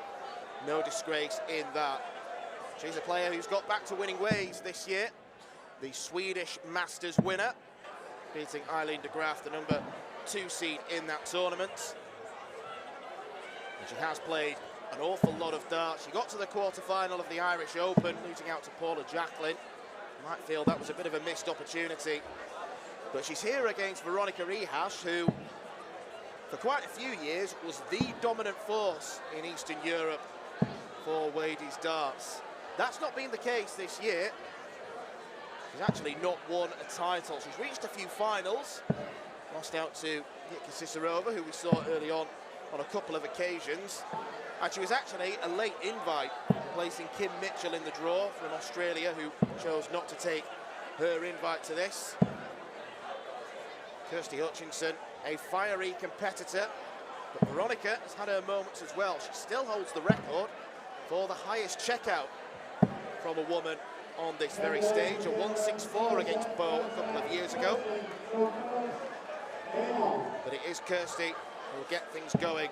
A really good scorer on her day, and if she does tidy up the doubling, she could be a real force in this tournament. Yeah, well, you don't make a lakeside final if you can't put together a good game. But as I said, Veronika has been a dominant force. 28 titles, that's nothing to be sneezed at. Obviously knows how to win a game, win a tournament. As we said earlier in the day, standing in front of that double, you need to know that you can hit a winning double.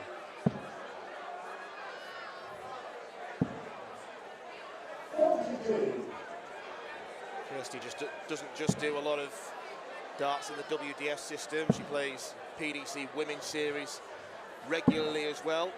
So she's a well-travelled player. Veronika is one of those who tends to only play within her region. It's rare she goes out of Eastern Europe, so it is a big step up for her.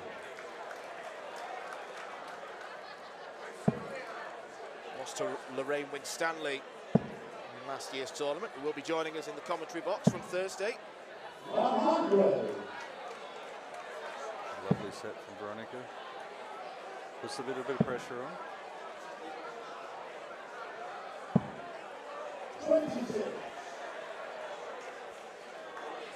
A little bit tight in the hands there. 41. Another one of the ladies sporting the Phoenix. Got to say I approve. Wearing the Phoenix for most of my career myself. 100.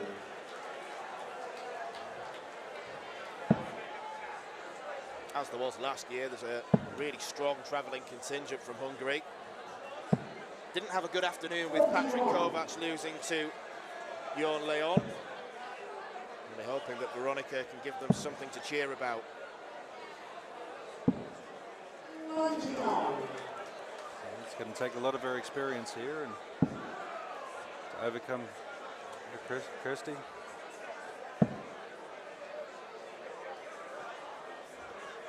She looks a little bit tentative at the moment. That's a good pickup. 54 out, 16 for tops. Tops it is.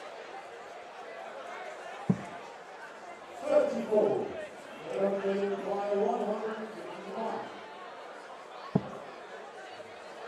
Not going to land a massive blow on Kirsty.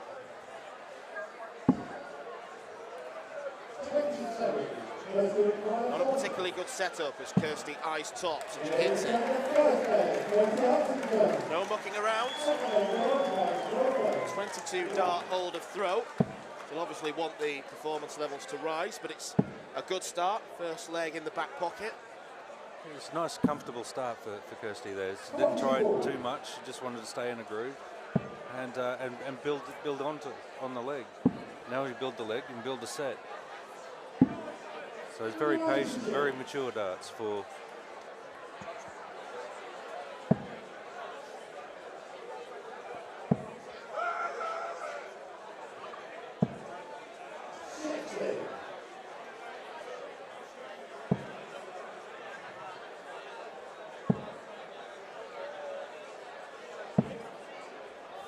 A little bit of frustration from Kirsty there.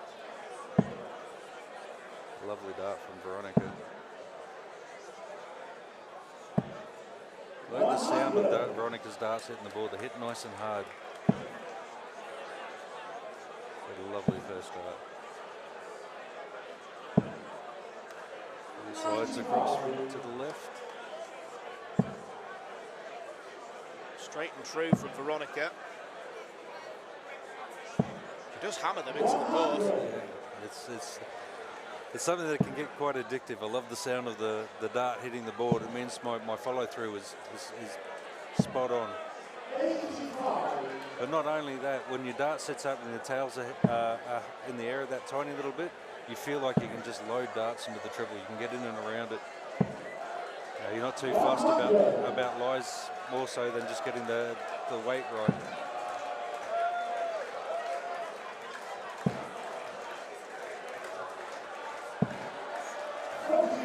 Veronica's putting together a solid leg here.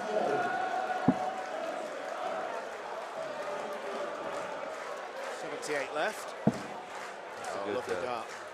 24.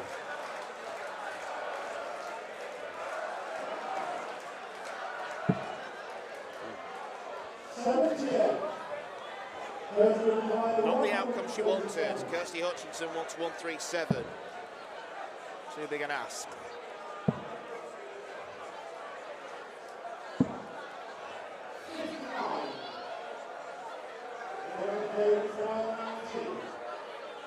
A little tricky shot here. Gets the hardest part done.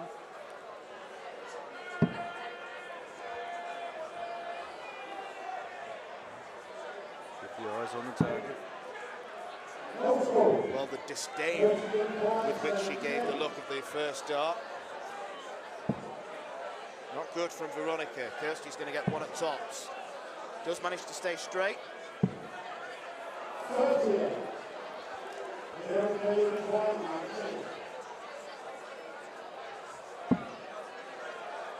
Take two.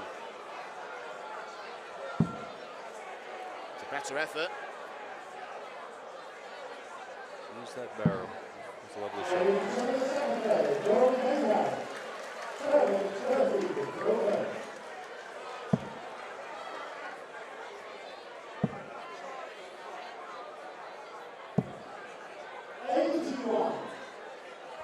Okay, she needs to tighten up a little bit there. Just wandering over the ocky line as she releases. You know, she's got a lot of movement in her throw, but trying to keep all that movement moving at the board.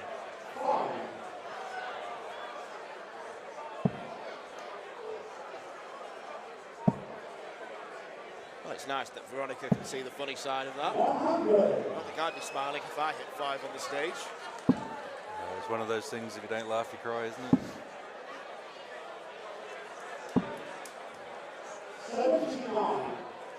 You got to be able to have fun with it. Laugh at it, otherwise it's going to own you for the rest of the game. And then tell yourself never do it again. Stern telling off. Absolutely. Winner of this will face the number 4 seed, Dita Hedman, who's looking to finally get her hands on the trophy at Lakeside. Many near misses over the years. Wonderful dart by Kirsty there. Veronica needs to stay straight now.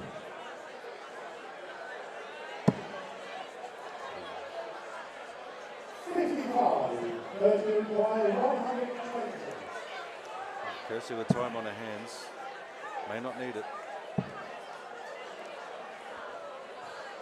To the north of the board.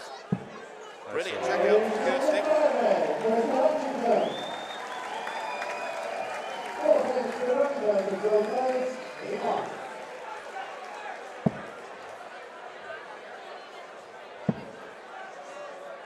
Very solid from Kirsty so far, averaging around 76. Veronica 20 points shy of that. It seems Veronica's reaching at the moment. See at the release point, straining. Happy miss.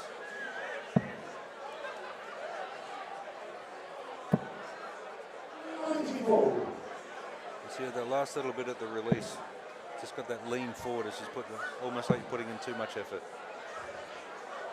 Trying to will the darts up.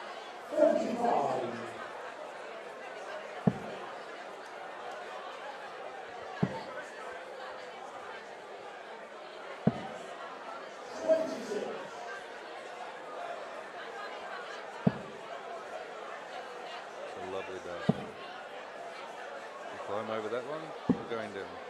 83. That's a good dart. You see when the technique's a little bit more relaxed, a lot more in control. 83.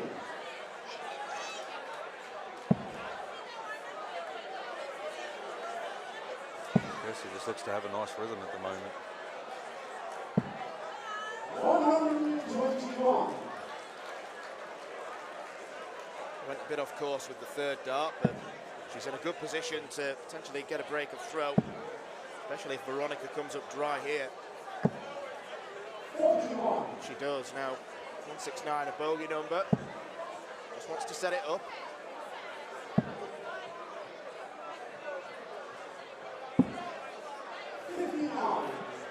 Just noticing with the last dart with Kirsty there, she's wandering a long way over the ocu line before she releases. I'm not sure if that's a natural or a consistent thing. We'll see how the last dart goes. Well, it's a bad miscount from Veronica. 57 Indeed. leaving 159.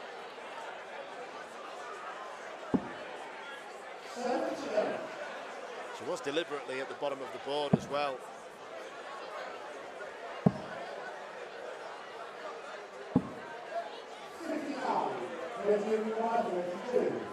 To seal the first set in comfortable style. Double 16 is there. And Kirsty Hutchinson can be very, very pleased with that. 3 from 6 on the doubles.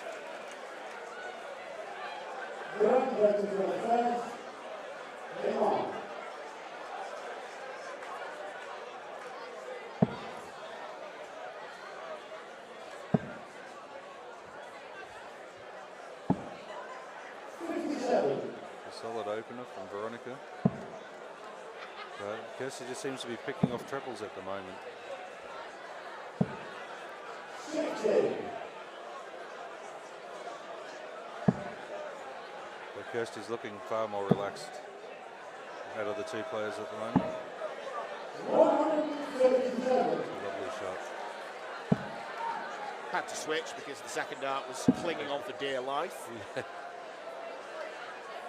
How much do you trust your points? 60.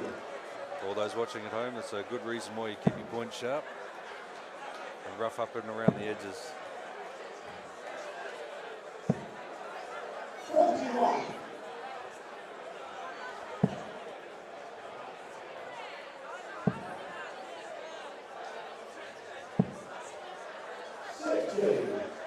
It's a lovely solid leg here from Christie. Veronica playing the smart way, but unfortunately missing the 19 off the bat. 25.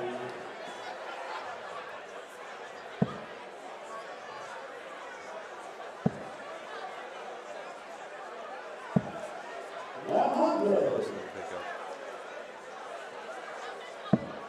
And this leg perfectly illustrates your point. 360s and a ton. She's keeping the dart straight. Yeah, and so like she's already taken the arrows back now, and done it with little fuss, no effort, really. Yeah, it's just the commentators curse strokes again, but it just shows that, you know, when things aren't working, you sit in the pocket, you just stay patient. But in this instance, when Veronica's not hitting much, you end up in front. 81. but Veronica's chasing the whole leg, whereas Kirsty just seemed pretty calm, relaxed, in control. 20 for tops. 100. Double 19.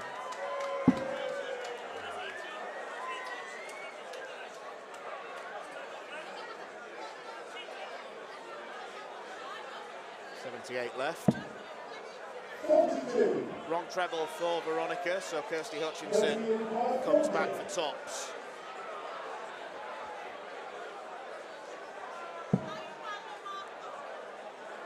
Double 10. Bent the wire. Let's use that barrel in. 30.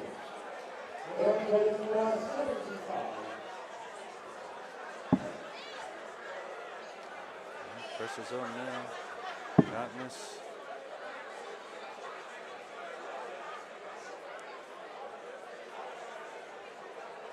And that leaves 45.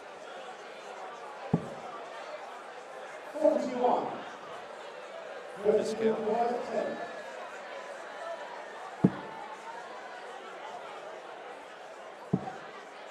Well, we've not seen this yet from Kirsty. Yeah, the doubles have been fantastic throughout the first set. Went straight at it.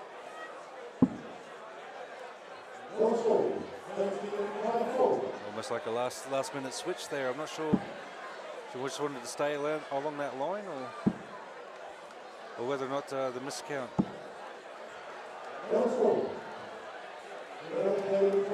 Now the question, do you split or do you stay at it?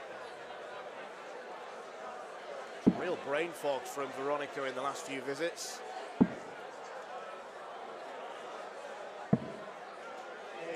Yeah, with the 159 leave and all that, like the board management, the counting's just been a little bit off. Oh, that's a big miss. Well, there was a leg like this for Kirsty last year when she played Lisa Ashton, where neither player could finish, and Lisa eventually won the match. Had Kirsty won the leg, she'd have taken it to a decider.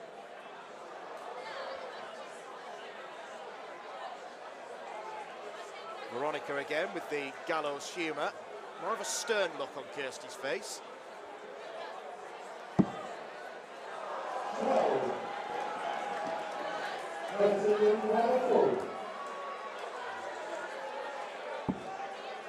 Wow.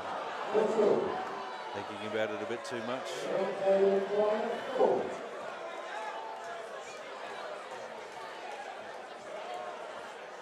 Well, this is unfortunately scuppered what was looking like a very respectable average for Kirsty, around the 76 mark. We just need to get into the process.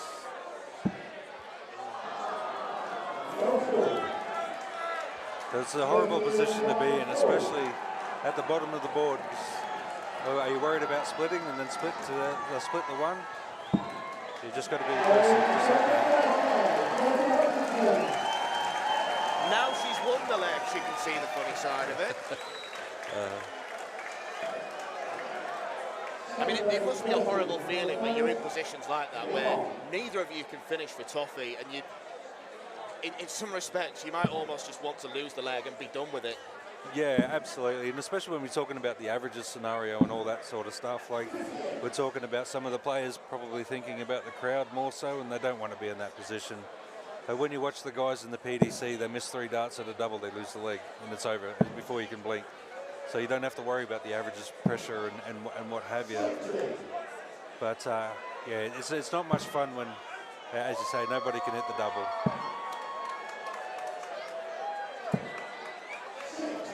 But more so when you walk up to the oche line, you just don't feel confident over the double either. Because then you just think, I hope that this doesn't travel around to other doubles or travels to other parts of the board. And it's very hard to put out of your mind. That's what I'd say. As we were saying last night with Francois' game where he missed the 10 quite convincingly and then split the 5. Like, will he go for 10s again? He was good enough to put it out of his mind and come back and hit it. But the last thing you want to do is be thinking about, can I hit this double? Can I hit that double?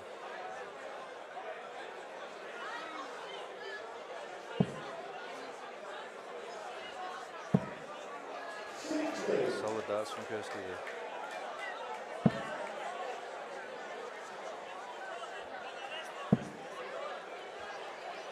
Veronica really struggling now.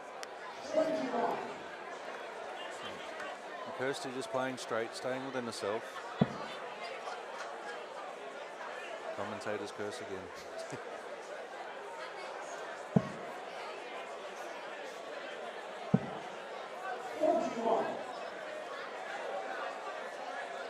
Again, maybe should have looked at the ball for a finish.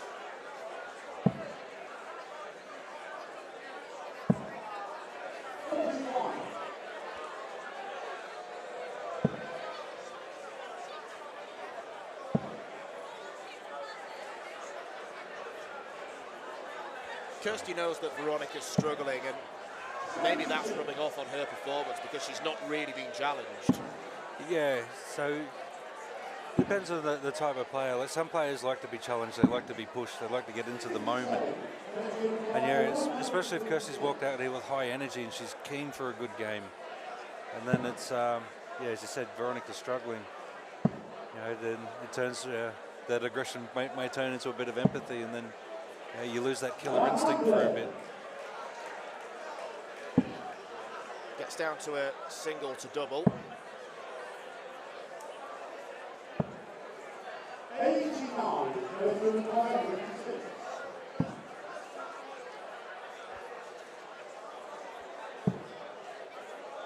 Double 10.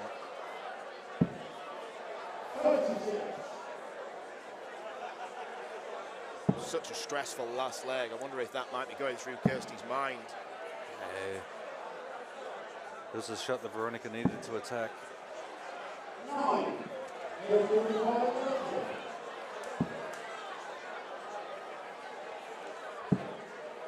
Oh, will she go for the lead? No, went for the bust. Well, she wasn't far away from making single 3 to leave the madhouse.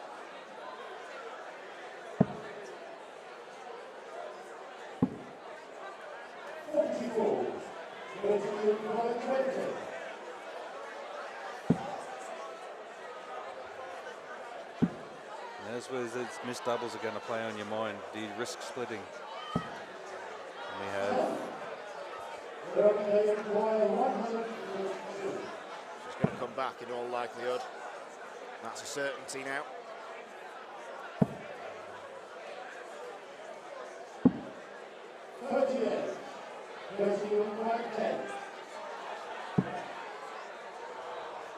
That's to split. Double 2. At the madhouse. For as much frustration as Veronica has at the moment, she's not taking that little moment before shots. Just step back and have a breath. Get back into your... 1 up, 1 in. That's the way. 2 up, 1 in.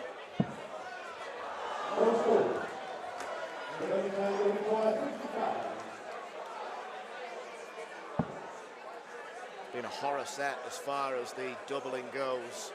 And now Veronica can't hit the big number. We know she's a much better player than this. Double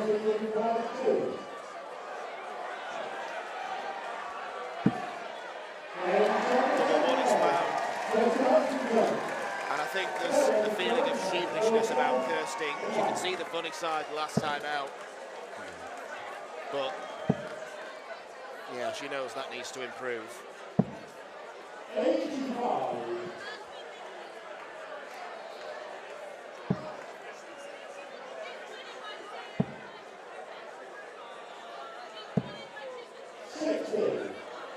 And together a solid opener again.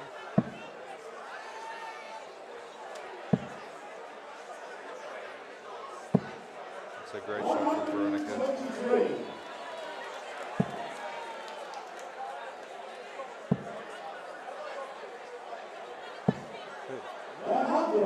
These are the things through the game. If you're frustrated, there's got to be a point where you've got to sit back and just try and regroup. But as soon as Christy walks off the hockey line, Veronica's straight up there. You know? But in the background, you don't see her taking any deep breaths, or she just seems to be going at a million miles a minute at the moment. She's not slowing down. 100. Having said that, she's got 28 titles to her name. She knows herself better than anyone else. 62.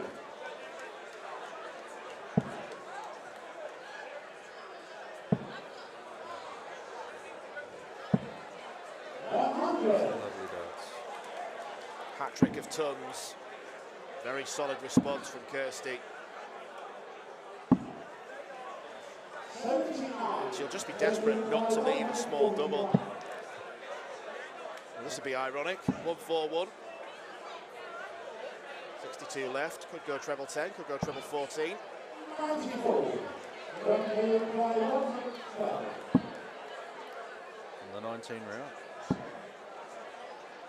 90 left.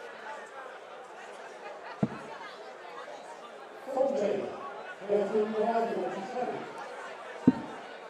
For victory.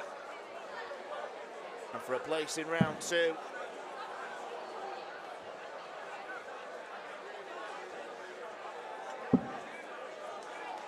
Well, in terms of doubling, everything that can go wrong is going wrong. Got to be 13 ball now. Got a big number there. 38. Dangerous little double. Double 9. It's a good marker. 27.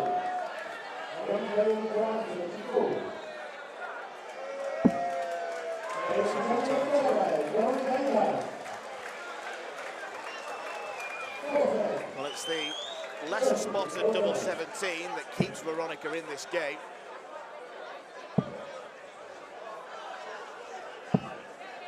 It's a lovely shot. It's a good opener with the walk.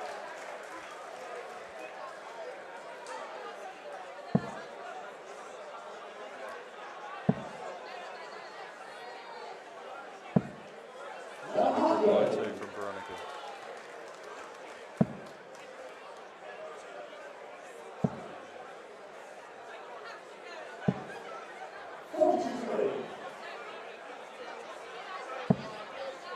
It's a great first start. Didn't capitalise on it. Late decision to switch. That's the thing, it's all well and good having a great first start. If you can't follow it, Yeah. you're going to come away with measly numbers. So just going back to where Veronica's head's at the moment, like a late switch, that late in the throw, you can see that she's moving and leaning forward and then changes her mind mid-throw. 81.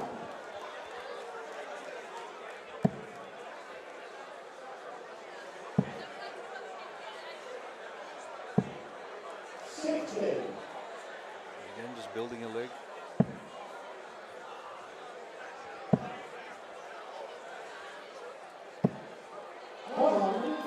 Veronica's starting to show the darts that she can play.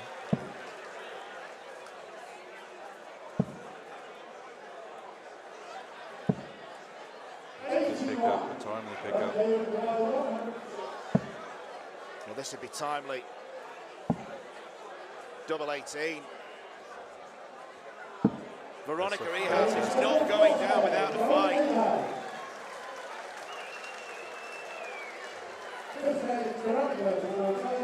Throwing for the set, to square it all up. What was unlikely 5-10 minutes ago. 81.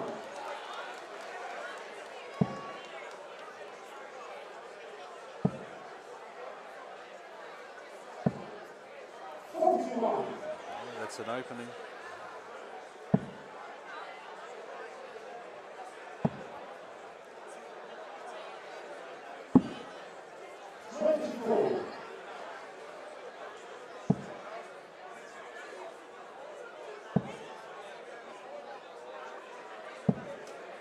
Brings him back down. Door's still open for both players here.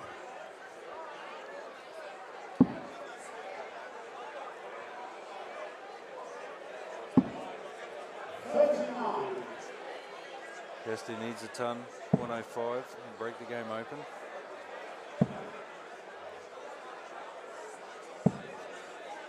There's had plenty of opportunities to shut this leg down.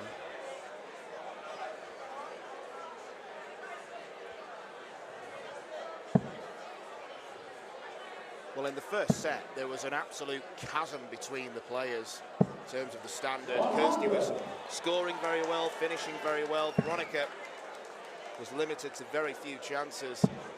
But this second set seems to have knocked the confidence from Kirsty. That's a good response.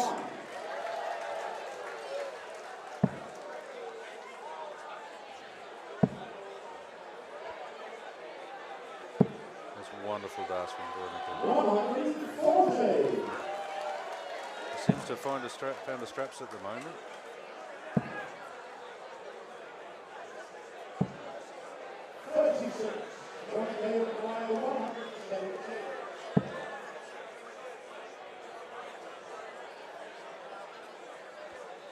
She's not going to take back-to-back ton plus checkouts. You just need to set him up for the moment. Tops to come back full.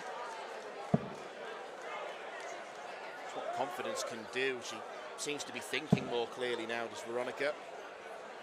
Yeah, it might have just been that moment after the second leg. Just pulled back for a second. Oh, you can see it's taken a chunk out of the wire.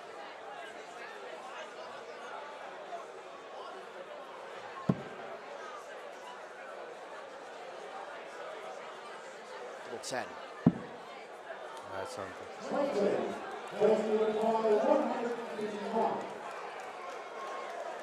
Succeeded. Got to bring a treble into play. Maybe the bullseye for a 120. No, great pickup. Snuck it through. 3 legs on the bounce. And to level the game at 1 set apiece. Double 5 might need to go. And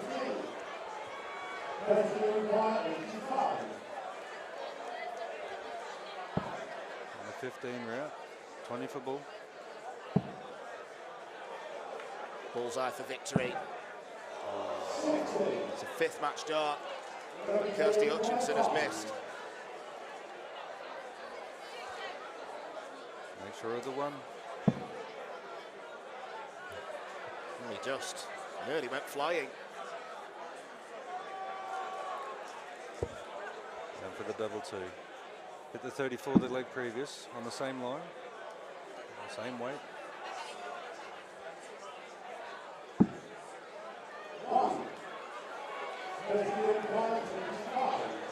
Kirsty get another 2 darts for the match. Ooh. Just has to steady herself. It's not a bust. Now it's double 4.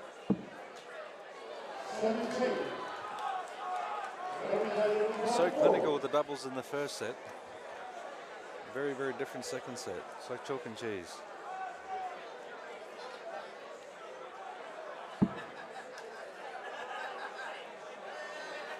Missed 9 darts in this leg alone.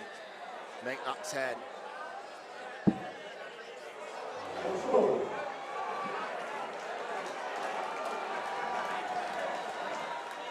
Well, Kirsty Hutchinson is 8 points away from round 2.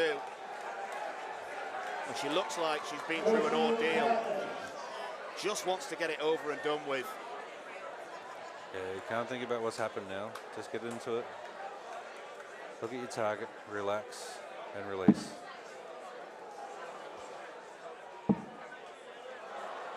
Double 2. We'll be having nightmares about double 2 later tonight. But could it be a bit of joy for Veronica? Up to the 1s. So A good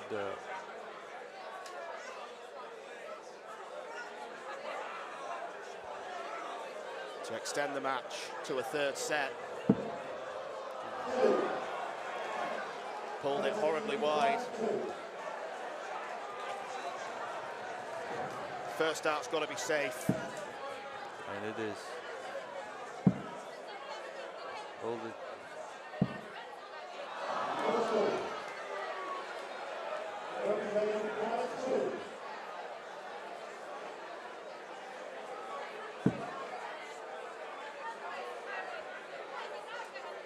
Focus.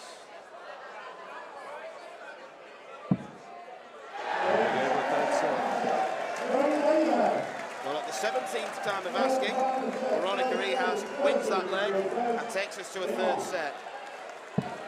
We don't have breaks in the first round matches, but I think a break would probably do both players the world of good.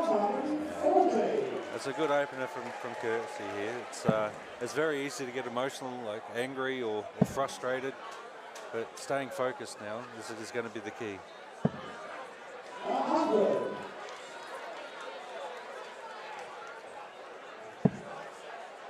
This is the strong point of Kirsty's game. She does have that ability to score. It's brilliant. Back-to-back 140s is hard to chase down.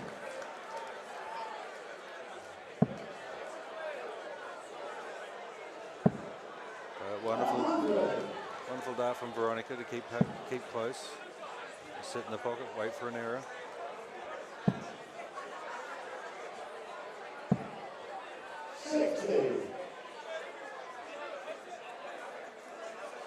Kirsty's flight's coming off a fair bit at the moment.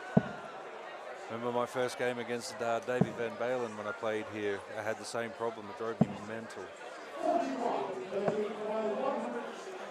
And the next day I went down the shop, bought some blue tack, put some blue tack down the back to make sure they didn't come out again. I've been doing it ever since.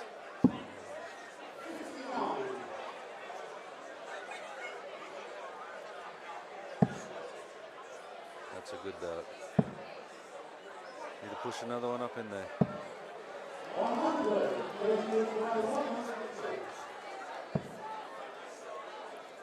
Well, it can still go.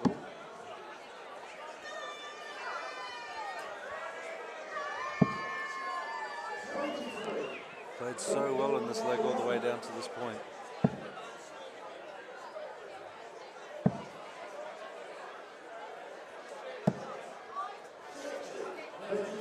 Veronica an opportunity. 79 is a difficult number. Do you go for the 57? Do you go for the 39? You've got to go for the 19. It's the percentage shot. And now it's 16 ball.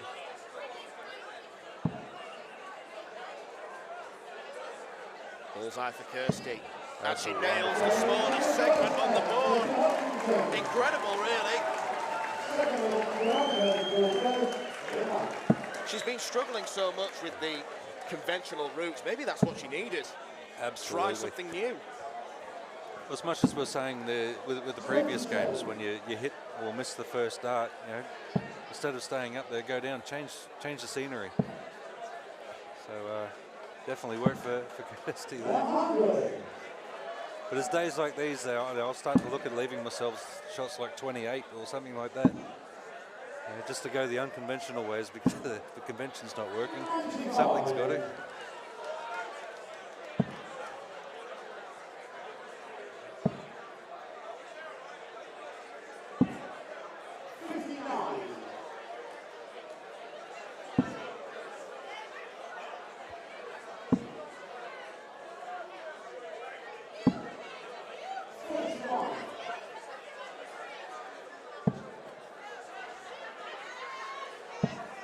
See that within the way that they play, if they got onto a run, they're going to be very difficult to stop. They're very, very capable players. I don't know if it's the sense of occasion or the moment, or it's just one of those days for both of them, unfortunately.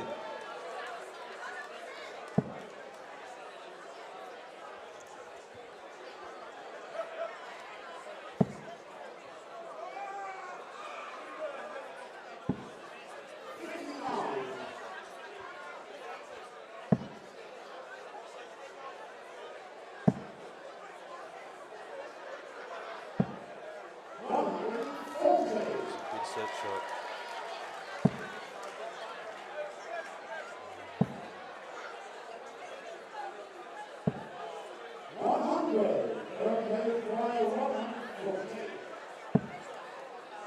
Veronica's already had a ton plus check out. She might get another. Double top for 114. Misses low. It's a good opener. That 16 ball route again.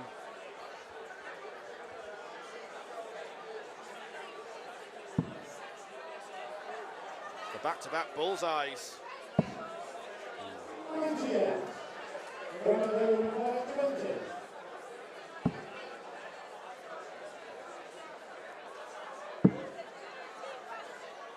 Big dart here.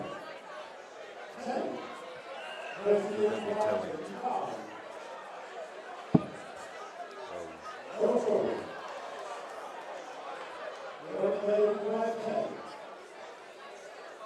If you want to split, split early. That straight in.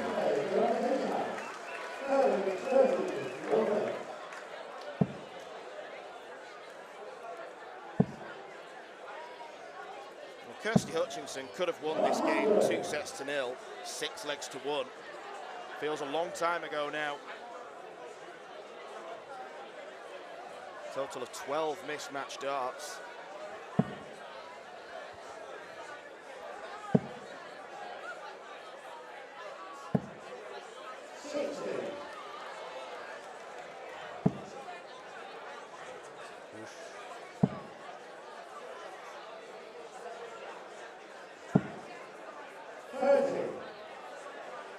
Kirsty Hutchinson needs a pack of blue tack.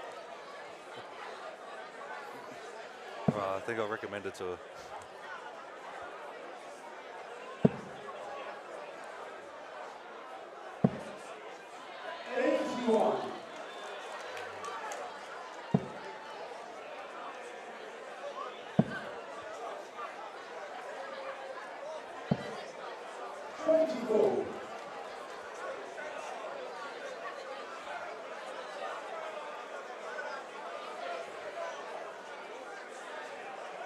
Must have a slightly broken stem for them to keep falling out. Yeah, it seems a bit odd, doesn't it? Those flights that she's using, they're the 120 micron, so unless they're not pushed in all the way.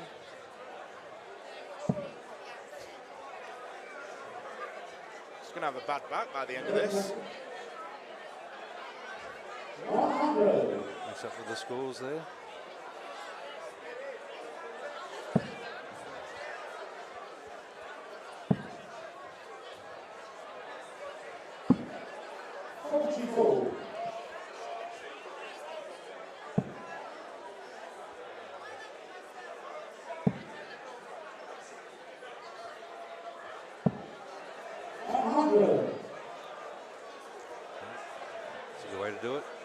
Make the referee do it. Referee Christian Sorensen, gentlemanly helping out. 38. She's in a bit of a lull. It's a great way to pull yourself out. 51 should be the target. 27. Decent enough setup. That's not the case for Veronica. 61. Despite that treble 19, doesn't leave a finish.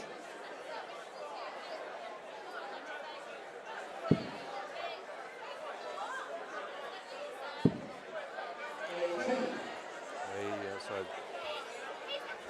probably playing a little bit too cautious there.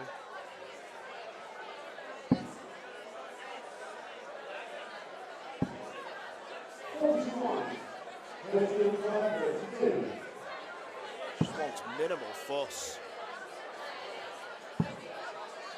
She's not getting it. Double four.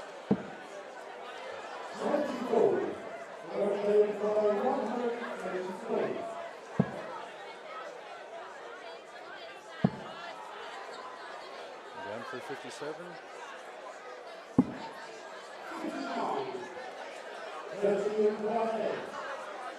Nice line on it, good throw. And that's Veronica back into the leg. No one would have seen this coming after the first set. If Veronica keeps straight, she'll have a dart to break and throw for the match.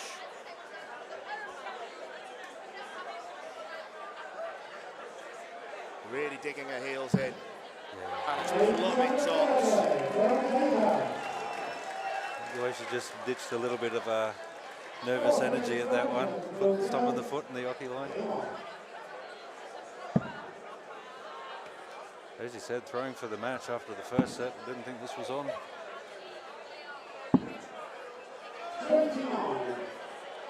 First of you ruining all those missed doubles.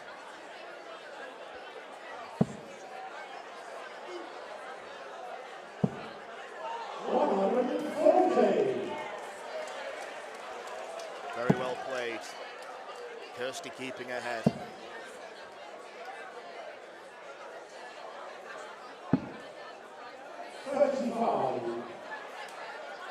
An opportunity to really run away with his leg.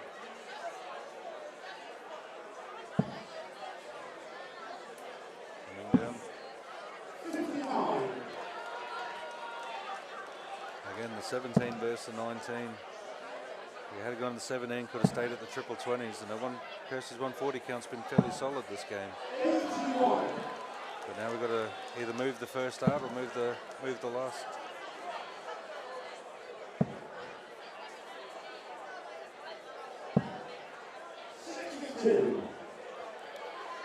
Opts against the 18s route on 302 with Veronica way back.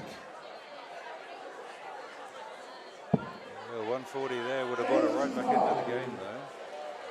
Still would have been behind with the arrows, but it's a lovely dart. It's three lovely darts. Makes the 19 versus 17 question academic now.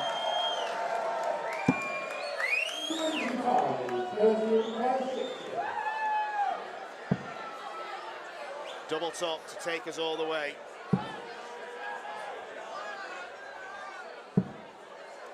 It's a recurring theme. This is back for three more. You're just trying to calm the nerves, calm the noise in your head.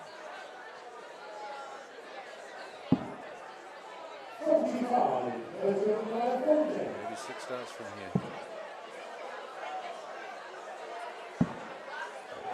And he needs 2.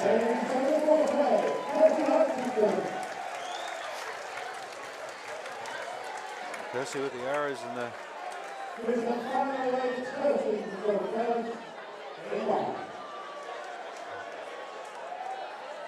It's a good solid leg that from Kirsty. First 180 of the match. The scoring was excellent. 17 darter. More of the same is on the agenda.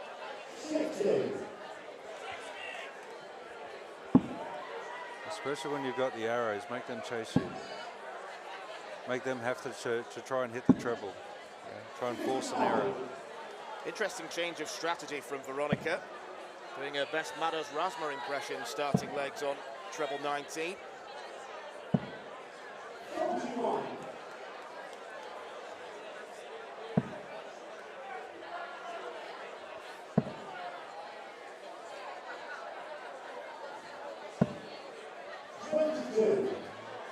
Kirsty gave up an opportunity there and Veronica didn't take it. Instead, I think she might have given one back. Kirsty picks up a triple. 81.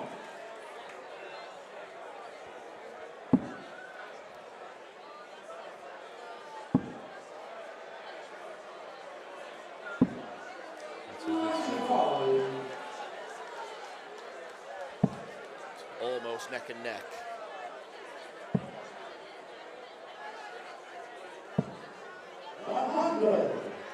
It's a wonderful set for this time of the game.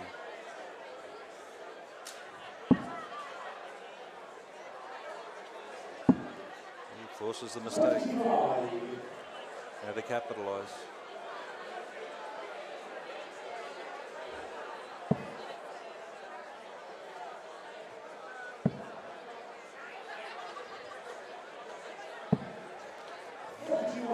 wins the opportunity back.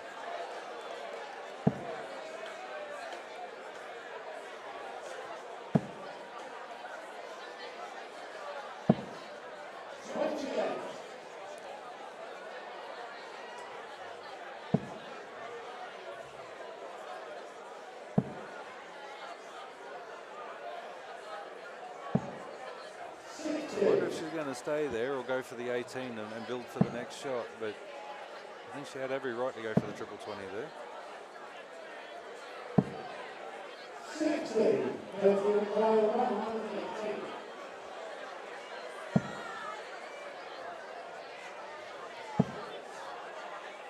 Don't spend too much time setting this one up. That's a great pickup. Going to come back for more match darts.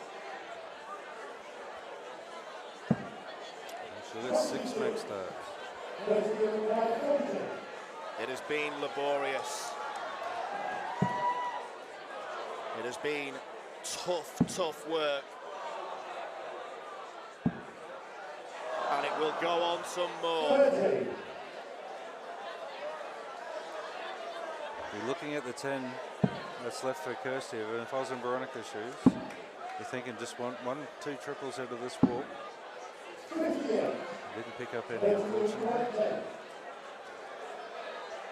Straight at double 5 and straight in double 5. The biggest sigh of relief you are likely to see all week. It was a great start from Kirsty Hutchinson, but a shocker of a second set allowed Veronica back into the game. Ultimately, though, Kirsty showed her class in the final couple of legs. The scoring power was pretty decent. The finishing, very ropey, but she's got the job done. Veronica Evans.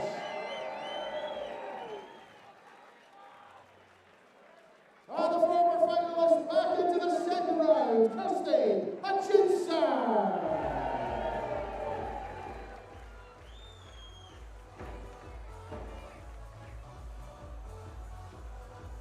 Well, ladies and gentlemen, 4 matches down, 1 match to go. We'll be back in 5 minutes' time with our final match of the evening.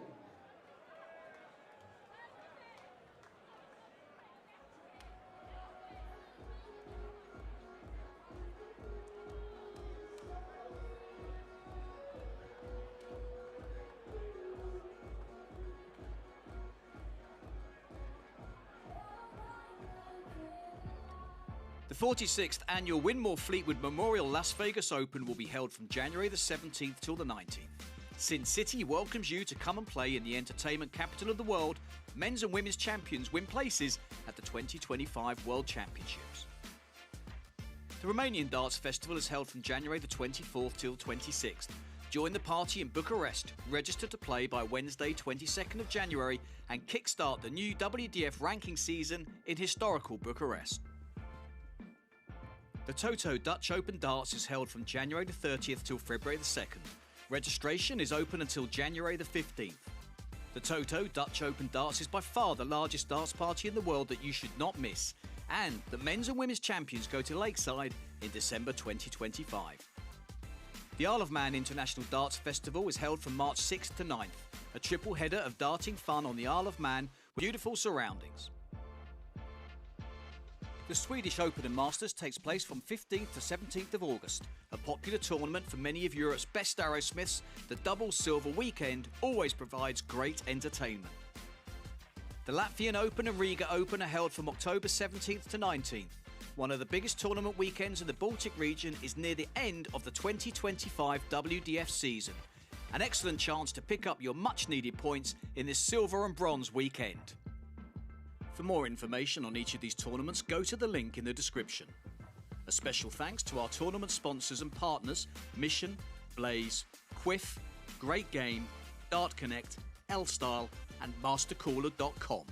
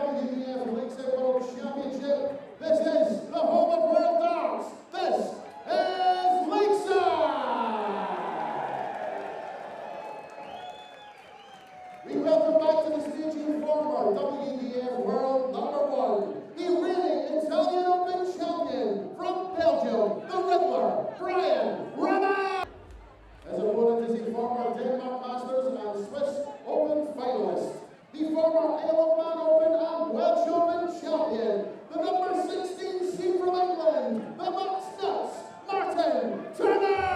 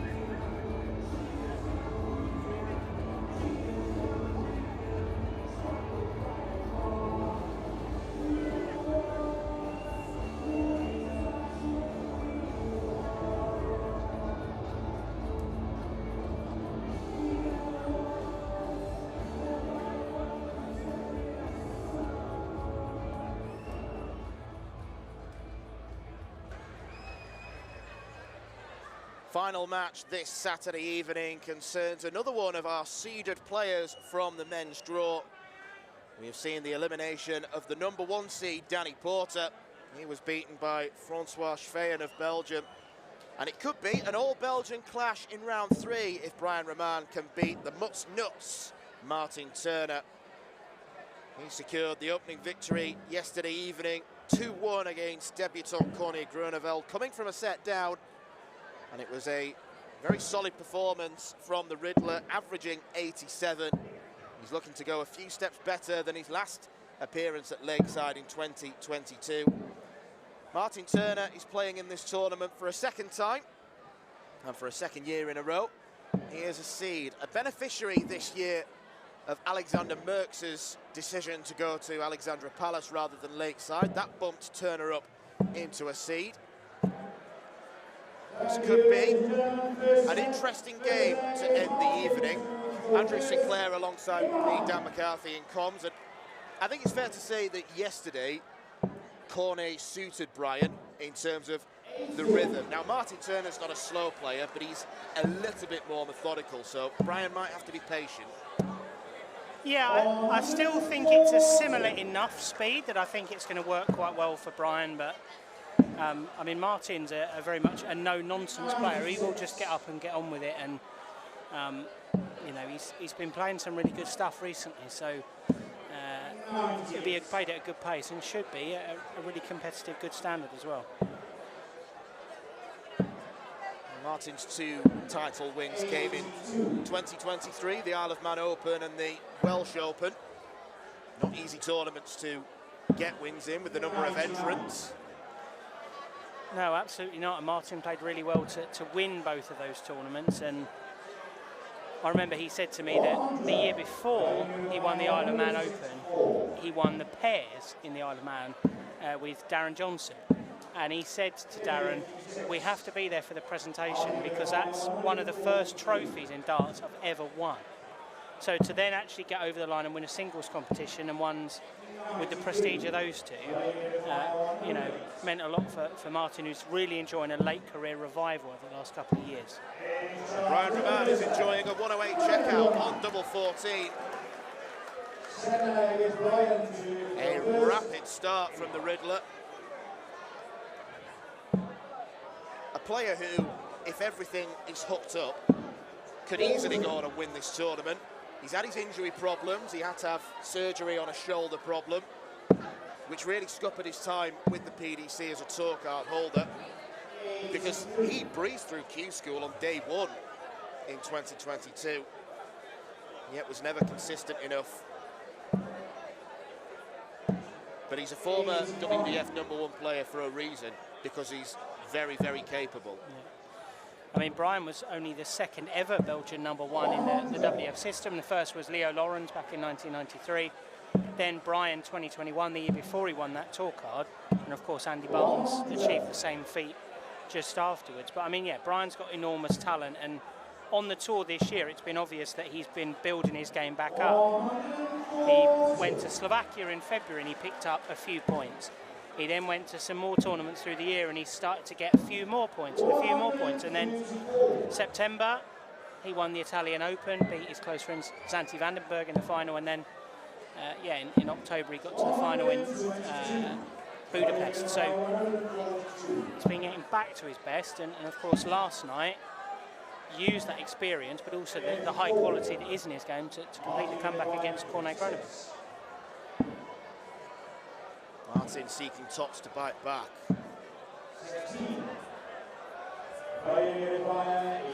Brian could end this on double 14 again. Has to go treble 17 now. No, he went treble 19 for double 13. Everyone's brain has to work at 100 miles an hour when Brian's in town.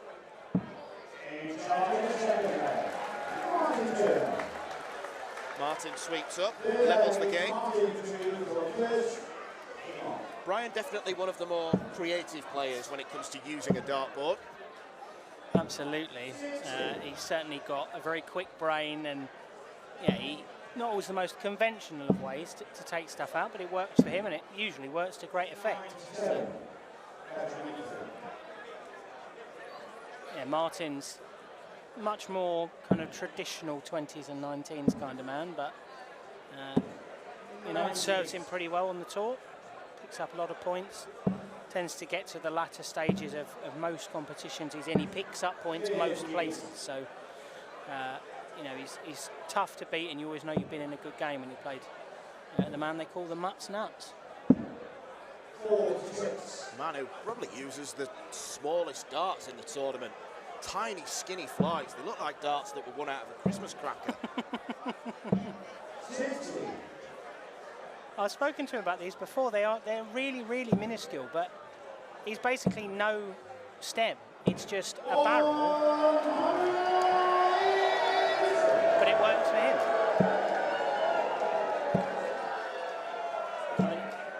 It's one of the many quirks I've seen on this stage. The throw of Willem Mandegers back in the day, where he sort of shucked them out of his hands. 117 has turned this around very quickly in Martin Turner's favour.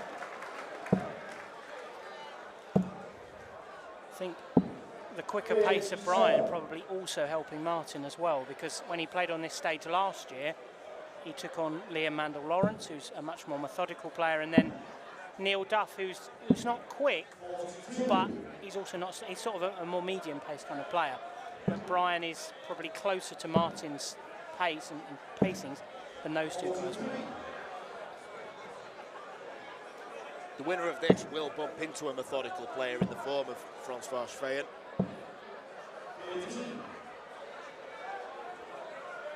Yeah, Francois, he got the job done against Danny Porter earlier on without ever being that effective, but I think probably just a bit more consistent, threw them a little bit more straight than Danny, and ultimately took the chances that were afforded to him.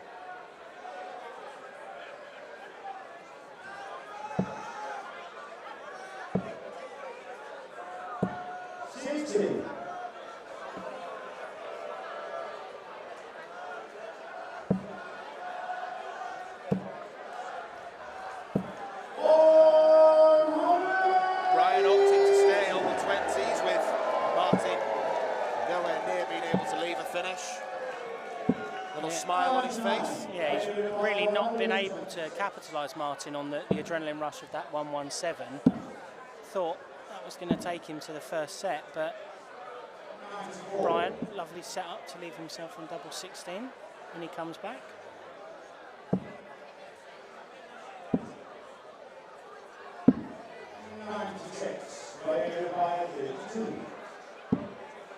Straight in. Not been much wrong with the Brian Roman finishing.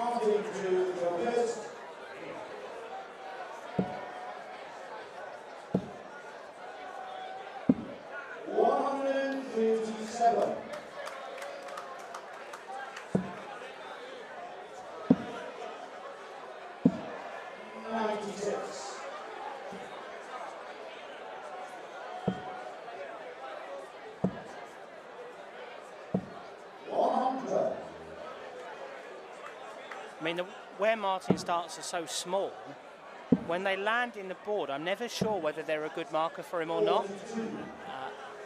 You know, normally some of the guys, certainly the ones with a more slanty land in the board, you know, right, they're going to need to switch or whatever. Martin, I'm never really sure. He's got sort of a very laissez-faire throw to him. It doesn't give a lot away with the eyes. You almost need a super zoom camera just to make sure. Well, he's on course to take the first set. Brian won't be going for the 20s this time, I assure you. No, and this is very much a role reversal of the last leg, where coming off a good finish and a good leg, they weren't able to capitalise. Last time it was Martin. This time Brian has really struggled. Can't get much closer. He will come back to the board. Brian Rahman to apply pressure. Another 180. 2 in 2 legs. It might count for now.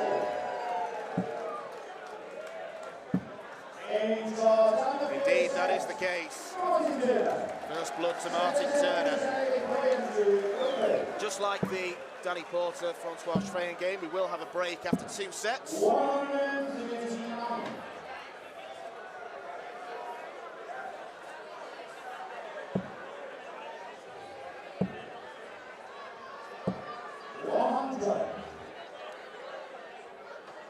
Martin's timing has been better so far.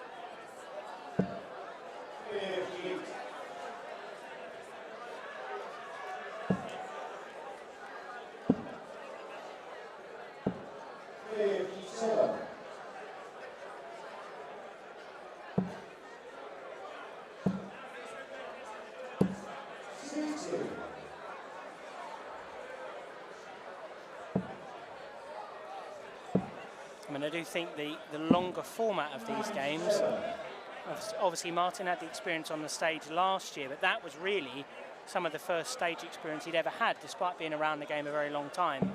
Whereas Brian's been here, he's been to a quarter-final here before, but has also had those Euro Tour experiences, you know, a quarter-final on the Euro Tour. So he's had experience of longer games on stages, and you wonder if this gets into the real nitty-gritty in the late stages, like the previous game did between Kirsty and Veronica, whether that does favour Brian at all. But, you know, been a close one so far. Martin just about shading it.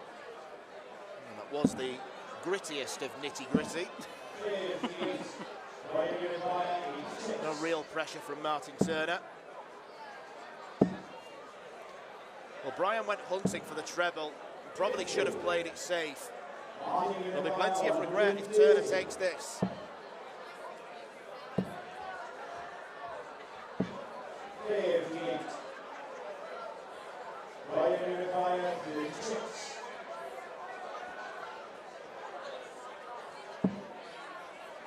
Good guide. Happy accident, double 16.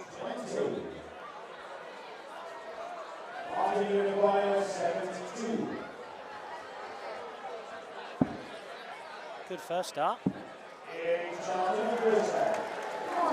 Very good second one too.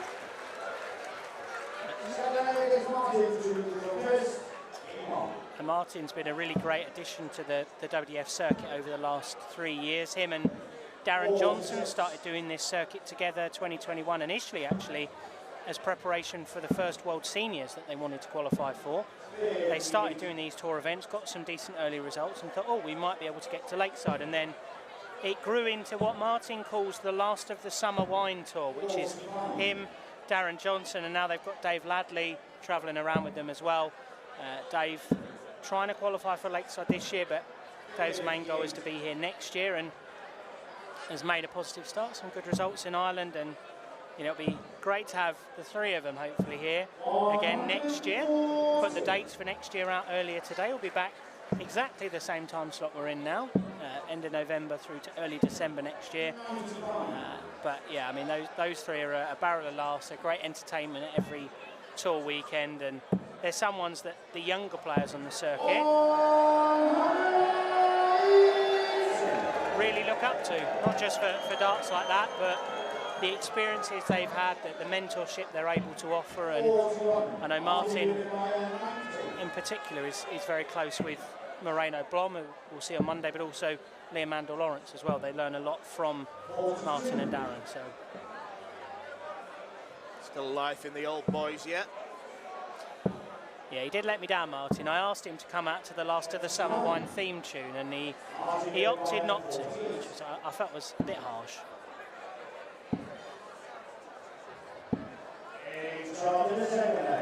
Martin Turner soon along. Interesting play from Brian to go for treble 13 to leave the big fish. Almost seeking to inspire himself. Yeah, trying to manifest something in a set where he's fallen off the boil a little bit, Mr. Rahman.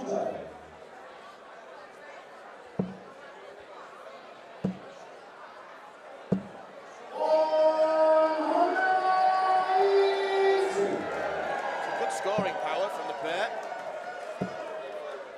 Absolutely, it's 5 180s now through almost 2 sets here.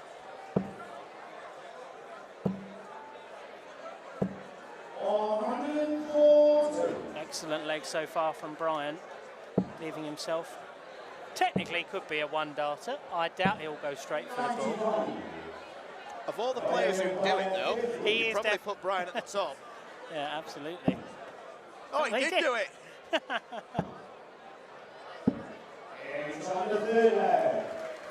If you've got it, flaunt it kind of thing. Yeah. It's been an interesting session for Brian because he's had 2 different roles. First game, he was very much in his role as mentor. Jarno Bottenberg, one of the players that Brian looks after, supports with doing the tour and playing in more events. Jarno, of course, beating Matthew Edgar in impressive fashion, and then Brian had to go back to thinking about himself and prepping for this game, so spent better part of the last 3 hours on and off the practice board. Martin's been here, I think, practicing even longer. He was actually practicing with Matt Edgar before Matt's game, and I think it's just continued just piling away, working on his finishes, working on his scoring, and it's paid dividends for Martin. But you know, I think it's a real credit to Brian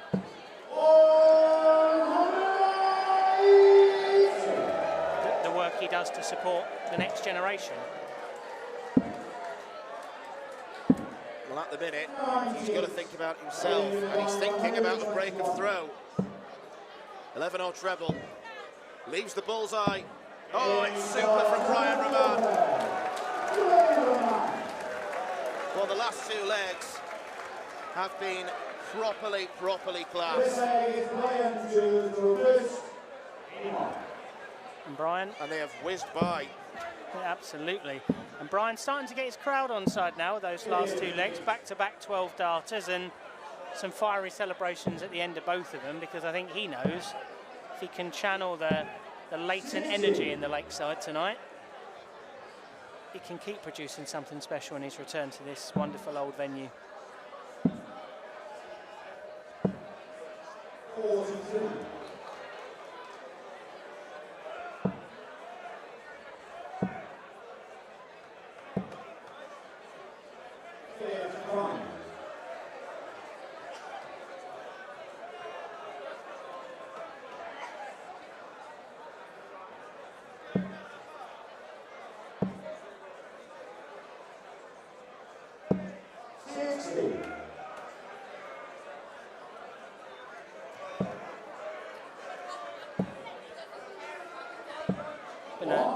Been a much more sedentary pace in this leg from both of them, struggling to find that trebles before that last visit of a steady ton from Martin.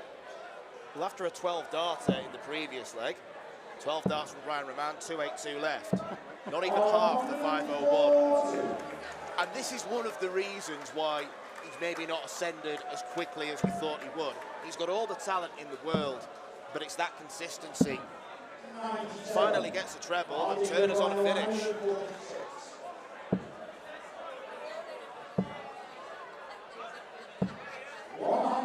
He'll take that. Brian Brian staring down the barrel of a 2-0 deficit. Just got to hope Martin Turner doesn't hit double 18 or double 9.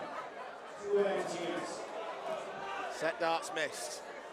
Brian may only get one at the ball, but he's already displayed his capabilities on that particular target. As well as double 14. And Brian Roman levels the game up. A quality second set. He looks angry, but he should be delighted at the way that he turned that set around. 2-0 down.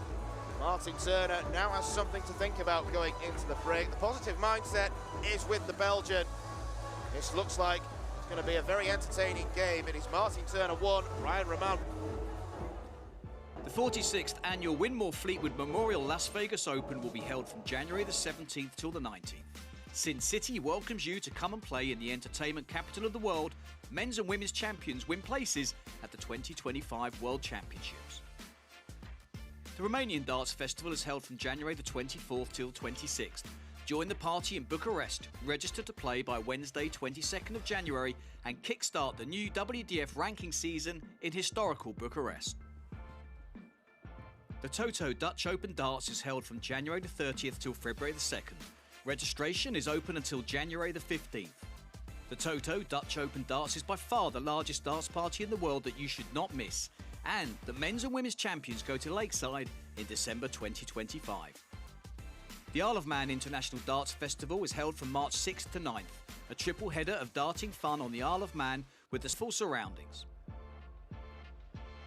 The Swedish Open and Masters takes place from 15th to 17th of August, a popular tournament for many of Europe's best arrowsmiths. The double silver weekend always provides great entertainment. The Latvian Open and Riga Open are held from October 17th to 19th. One of the biggest tournament weekends in the Baltic region is near the end of the 2025 WDF season. An excellent chance to pick up your much-needed points in this silver and bronze weekend.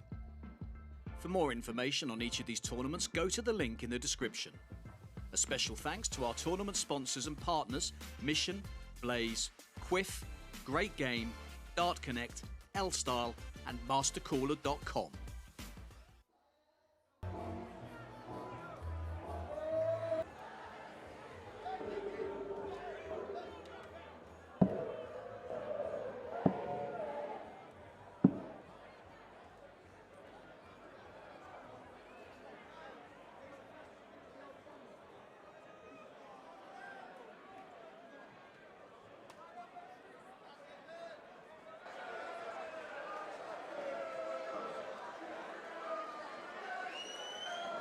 Well, this is shaping up to be a very, very interesting game of darts. Brian Roman looked like he was in trouble. One set down, 2 legs down in the second set, but he has roared back with some very high quality and creative finishing. A cheeky attempt at the bullseye when he was left with 50. Potential 10 darter. He tidied that up on double 16. Then he took a 12 darter, 1-2-1. And finally, double 14 for the second time in the match following the first leg. Martin Turner is playing a decent game himself, though, looking to avoid defeat on the Lakeside stage. Some real cheering and hollering going around the Lakeside.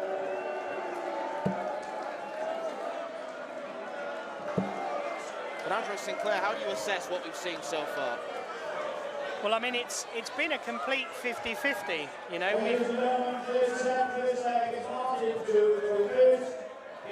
We've played all 10 legs that we could have played so far, and it's 5-5. And I think that's genuinely the best summation of the game, is that both guys have played well, but both guys, there are things they could improve on, and they've not been faultless.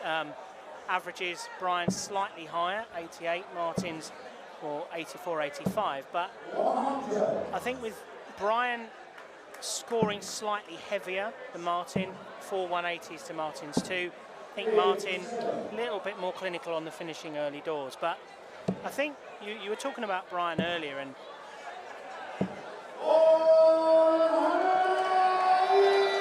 him building up the consistency in his game again, and that being where he needs to kick on.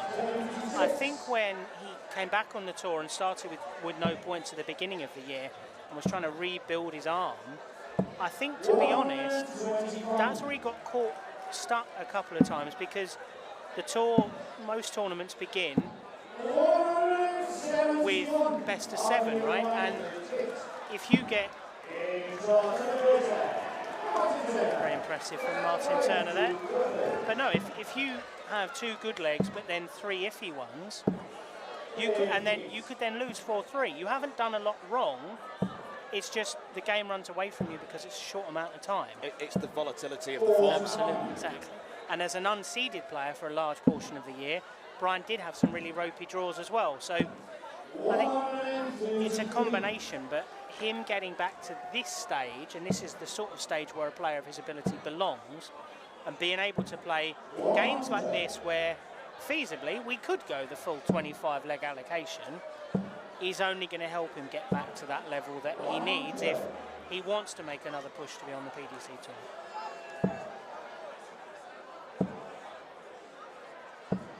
100. Martin very much at the other end of the spectrum. He's not that fussed about going back to the PDC. He had that time in the early 2010s, travelling around with a number of other players from the York area.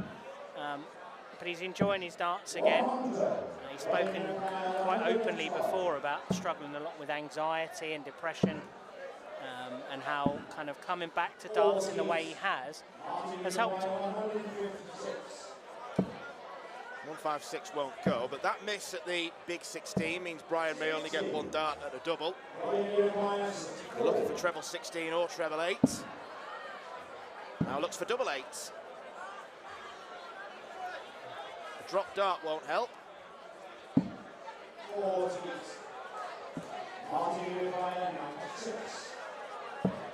It's 96 would be great. No treble. Well, he went the double-double route. He finds the double with the 3rd dart, but not quite the way he wanted to. You didn't want that. Brian did want that. I have a feeling he might be going all the way. Absolutely. And one thing I would like to mention, we ended the show yesterday with a Yorkshireman who played for England this year. We're doing the same again here with Martin Turner, who realised a lifelong ambition of playing for his country earlier this year when he was part of the England squad for the British Internationals, which was a very emotional moment for him, but one that he was, incredibly proud of. And yeah, him, Carl, Darren to come on Monday, and of course the other strong member of the Yorkshire contingent, our women's world champion, Beau Greaves, will be in action on Tuesday. 59.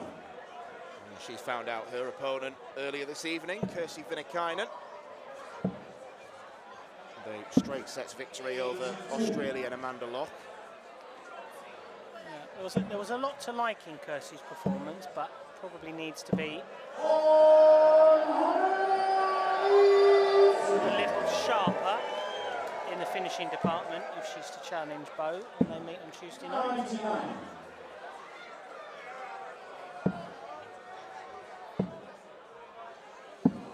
99. Clearly likes double 14, does Brian. Martin Turner looking for Shanghai. 80. He's wired that tops a couple of times. 18 or treble. Bullseye for Brian. 63. Martin Uruguayan 40.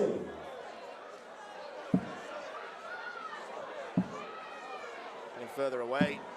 Yeah. Martin's usually very good when he wires the first start high. He's usually very good at using that as a marker. That was a loose one. And doesn't Brian know it?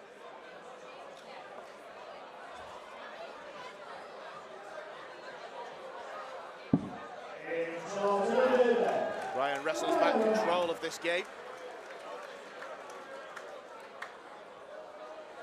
Break of throw, meaning he's throwing for the 3rd set. And then he'd have the darts in the 4th set, so a very important passage of play coming up. And how heavy all those missed darts at tops weigh on Martin's mind, because the first one in that last visit was the sort of marker he usually makes the most of.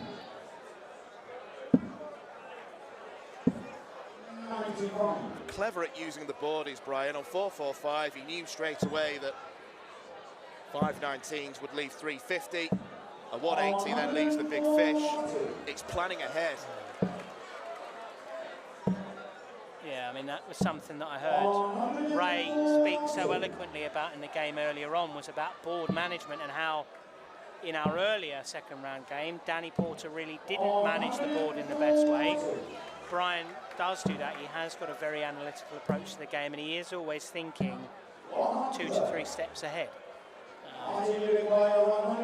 Which is why he's won the titles that he's won, and is why people still see him as a very bright hope for the future. I mean, he's a man in his 20s still, even though he's working with the next generation. He's part of the current generation, you know, and I think maybe with the injuries, people have lost sight of that.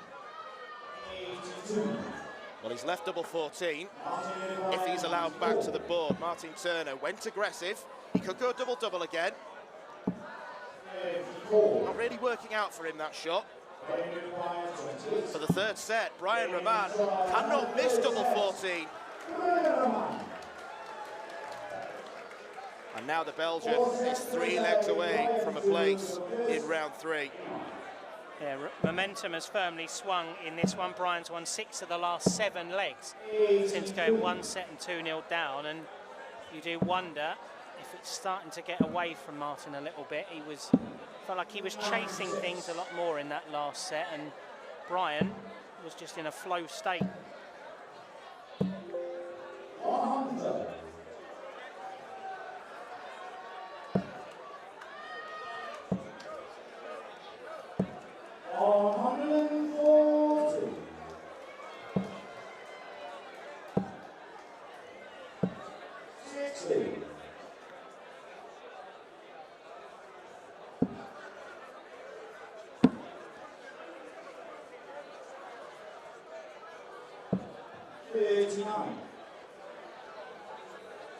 Untimely bounce out for Martin.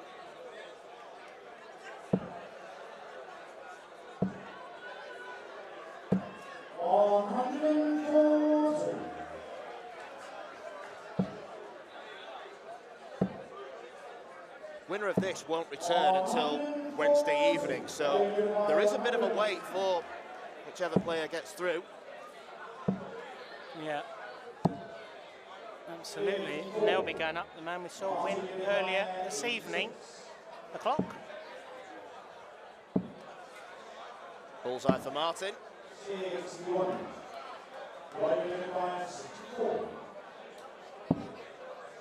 That leaves double top. Not sure how intentional that was. A reprieve for Martin Turner. He goes a different route. Not able to make it count in the way Brian did in the previous set.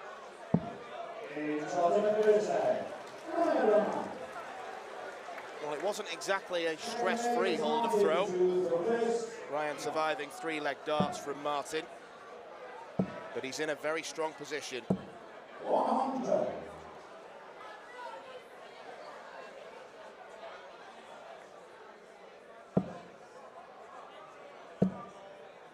Looks likely. I think I made the point in the game last night with Corny Groeneveld. Brian is a proper first dart merchant. If the first one is plumb, he can follow them with such fluidity. Absolutely, no, I think it's because he does have that very fast rhythmical throw. You know, it's very similar to, you know, Moreno Blom, who we'll see later in the week. They both have a very similar, just instinctive throw, and you're almost aiming at the dart before. So if that first one finds joy, then Brian normally does, and that's why he's hit the maximum 6 times in this game so far. Martin 3, so yeah, 9 in this game. So a lot of big scores, but it's Brian who's been more clinical on the outer ring, and that's why he's potentially 717 points from the last 16. I hope my maths is right. I think you're right. Yeah. I would always trust you on the maths. Yeah, that A-level maths was quite a while ago, so I'm a bit rusty these days.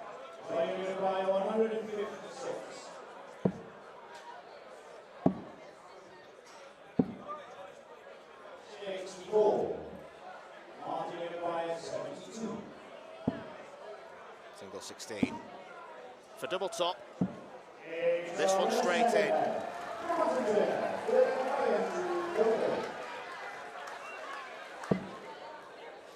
Yeah, I think that'll be a nerve settler for Martin Turner. He'd won just one of the previous 8 at that point, so very much needed to get back on the board. And he very much needs another one of them. We're up to 10 for the match now. Maybe another one of them and a 1-4-1. Over to you, Martin. Pantomime villain, Martin Turner. And his nickname is actually based off a cartoon character. It's Muttley from the, I believe it's the Wacky Races. It's something to do with Muttley anyway. A bit before my time. I think it's a bit before mine. He did explain this to me once, but that was, I've been to sleep since then, so the details are a little blurry, but it's something to do with Muttley, and then that's somehow becoming the Mutt's Nuts. They were clustered together very nicely. Powerful calls of Garin Roderick getting a workout in this game now. It's the 7th 180 to set up double 18.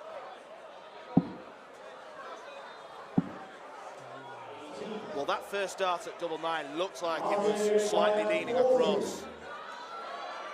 Martin Turner for a break. Could be a good guide. Comes inside. And double 10, no good either. So he's unable to punish. You get the feeling Brian might sweep up here. And Martin can't say he's not had chances. Brian relishing the role of panto villain, relishing being the conductor of this crowd.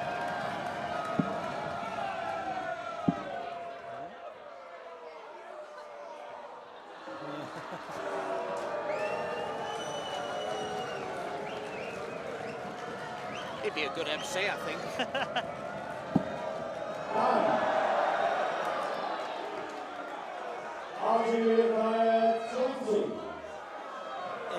No conducting duties for Martin. Straight to work. Much more businesslike.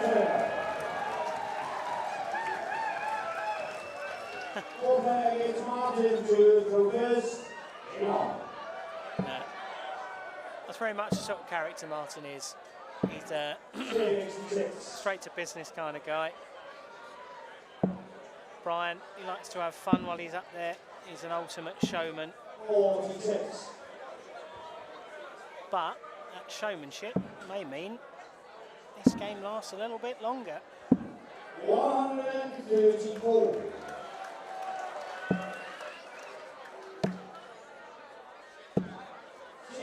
Brian will be kicking himself if he doesn't take this.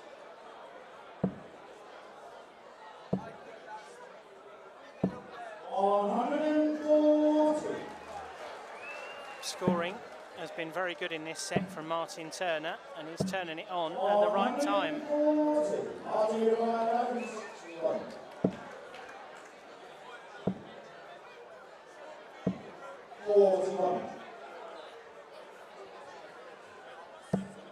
Not the greatest approach.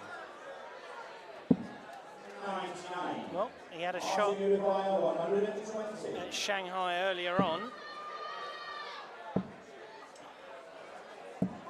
60. And he comes up dry again.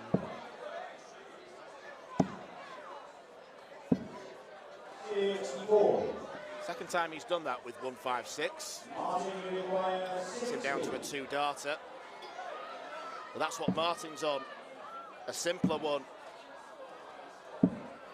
22. But nothing simple at this stage. 92. 64.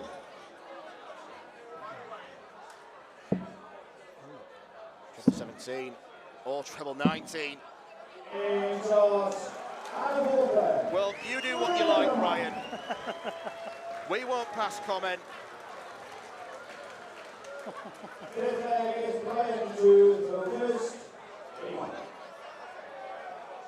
Don't try that at home, kids. Double 17 is a silly route to go.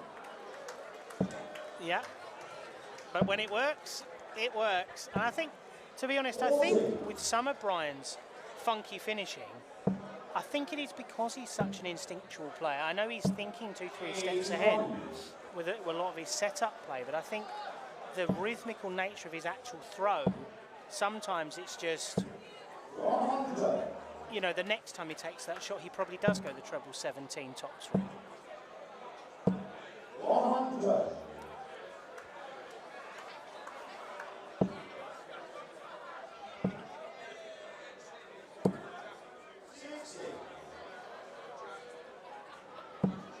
Well, we laugh about the unorthodox nature of the checkout, but he's put Brian massively in control. I don't know whether Martin's maybe still thinking, what were you doing? Maybe not focusing on his own game. Yeah, Martin was very much in the ascendancy in that leg.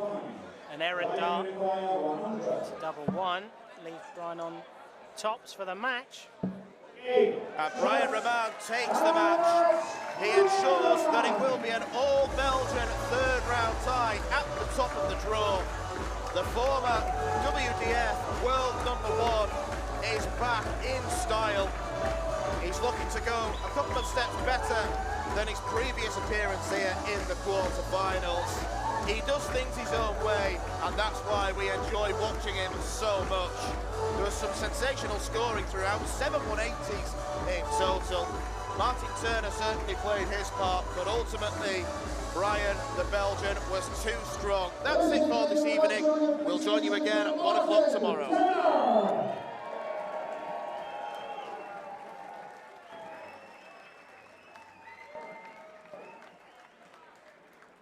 And our former WDF world #1 is into the last 16, Brian Raman.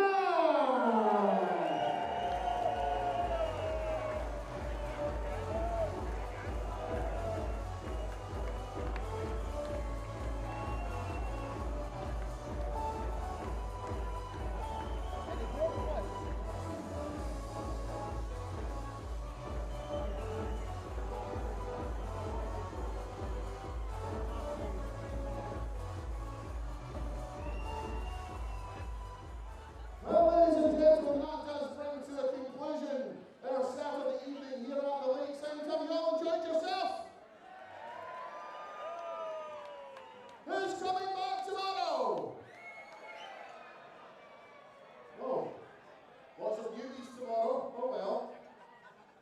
Well, all of you that are coming back tomorrow, we look forward to seeing you here for day 3 here at the 2024 Mission WDF Lakeside World Championship. Enjoy the rest of your Saturday night. Have a safe journey home. Thank you all very much.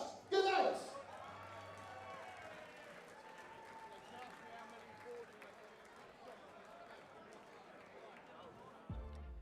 The 46th annual Winmore Fleetwood Memorial Las Vegas Open will be held from January the 17th till the 19th.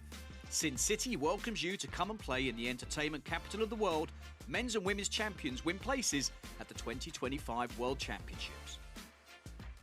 The Romanian Darts Festival is held from January the 24th till 26th. Join the party in Bucharest. Register to play by Wednesday 22nd of January and kickstart the new WDF ranking season in historical Bucharest.